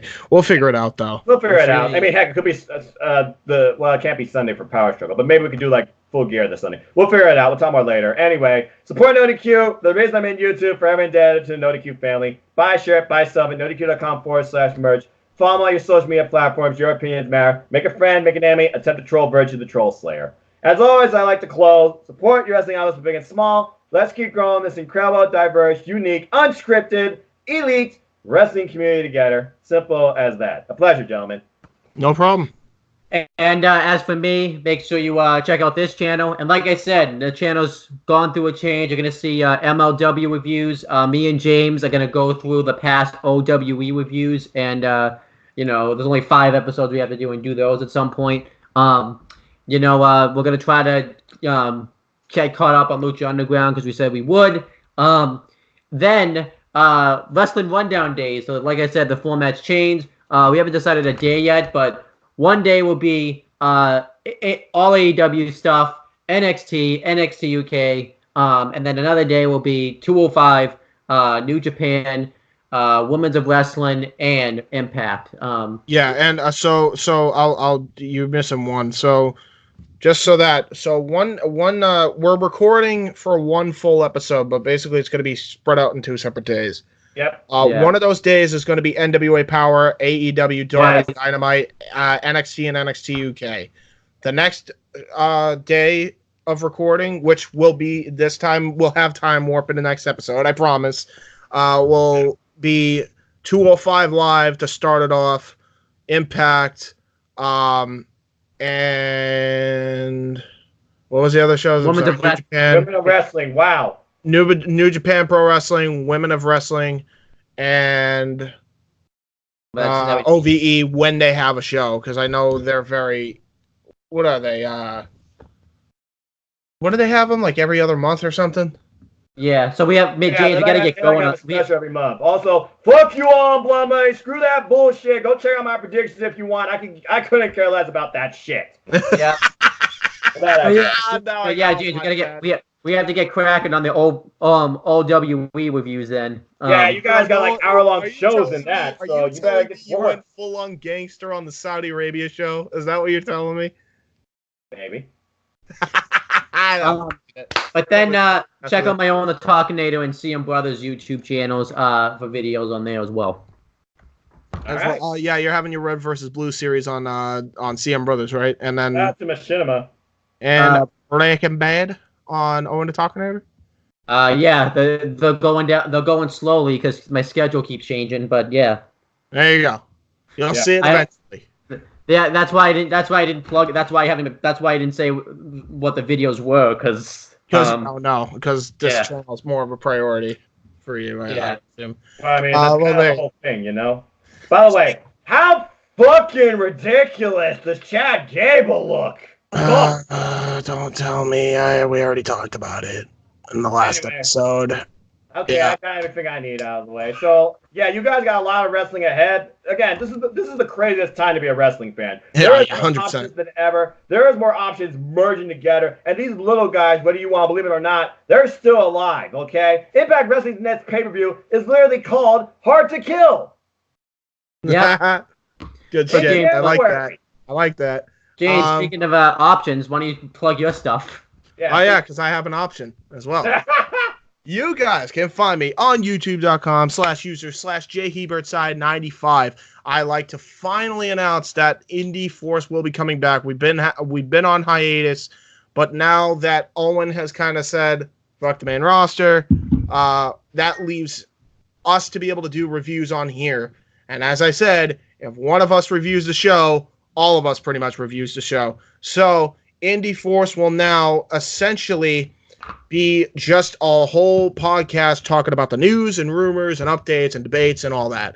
And Owen is now a full-fledged member of Indie Force, so you'll see him on there too. So check that out. The newest episode should be coming sometime next week or sometime the week after that. Nice. youtube.com/user/JHEBERTSIDE95.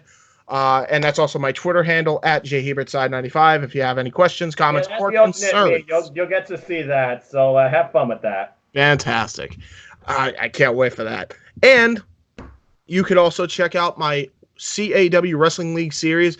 The views are still going up for Immortal. So if you want to watch Immortal, if you want to watch a good CAW wrestling show, watch it. It's 8 hours long, but watch it. Spice it up in your day. You'll have great wrestling. It's youtube.com/user/WYW Pride, or you could check it out on youtube.com/user/Luke_Lynch. And at some point, it's somewhere in the description. It's on 3 different channels. It's hard to miss it. Sydney said that's the best prediction video ever. Oh yeah, and for the record, subscribe here too because I edit the show. Yeah. Hit the bell, hit the button, hit the thumbs up. Do it. Share it. Do it now. Now. Do it. You'll make Chris Dodd cry. Don't make him cry. Yeah. Chris Dodd wants to be happy, not sad. Yeah. I also want to be happy, not sad. We all like being happy. Except Noah, he hates being happy. He No, wants to be mad all Being happy. Anyway, with that being said, ladies and gentlemen, Owen, close us off. Say something nice. I love the editing that James the He-Man Heber does for the show. Oh, thank you, Owen. I appreciate it. I love wrestling, and also I love the fact that Tessa Blanchard will remain with Impact Wrestling. Yay! That's awesome. Because I actually kind of want to see her win the X Division title now. I want to see the world title. What are you talking about? I want to see both, Yeah. but, with that being said, Noah, what's your catchphrase? Have a good night, folks, or whatever. Do that. Oh, yeah. Take care. Tomorrow's never guaranteed. Enjoy life. Enjoy wrestling. Enjoy time with your families. Create precious moments. Bring a new fan to wrestling. There's never been a better time to be part of one. And for who's different, James Hubert, and the talking here, the Birdman of Boston, Owen Finch. And I'm your simple man, Noah Foster. I hope everyone here and beyond have a good night. Take that work week off, 5 days in the bucket. Fuck it, you got a boss who's a jerk who doesn't. Throw on some Wu-Tang, bring the motherfucking ruckus. There is no pretext. We are living and we love it on a budget. Never mind, we just nudge it to the side. Give the kids a little time. We are living till we die. Focused and we hustle, but we still be getting high. No exception to the rule. Do what you do to get by. Cause clock keeps ticking like a metronome, and my thoughts keep telling me to get me home, but my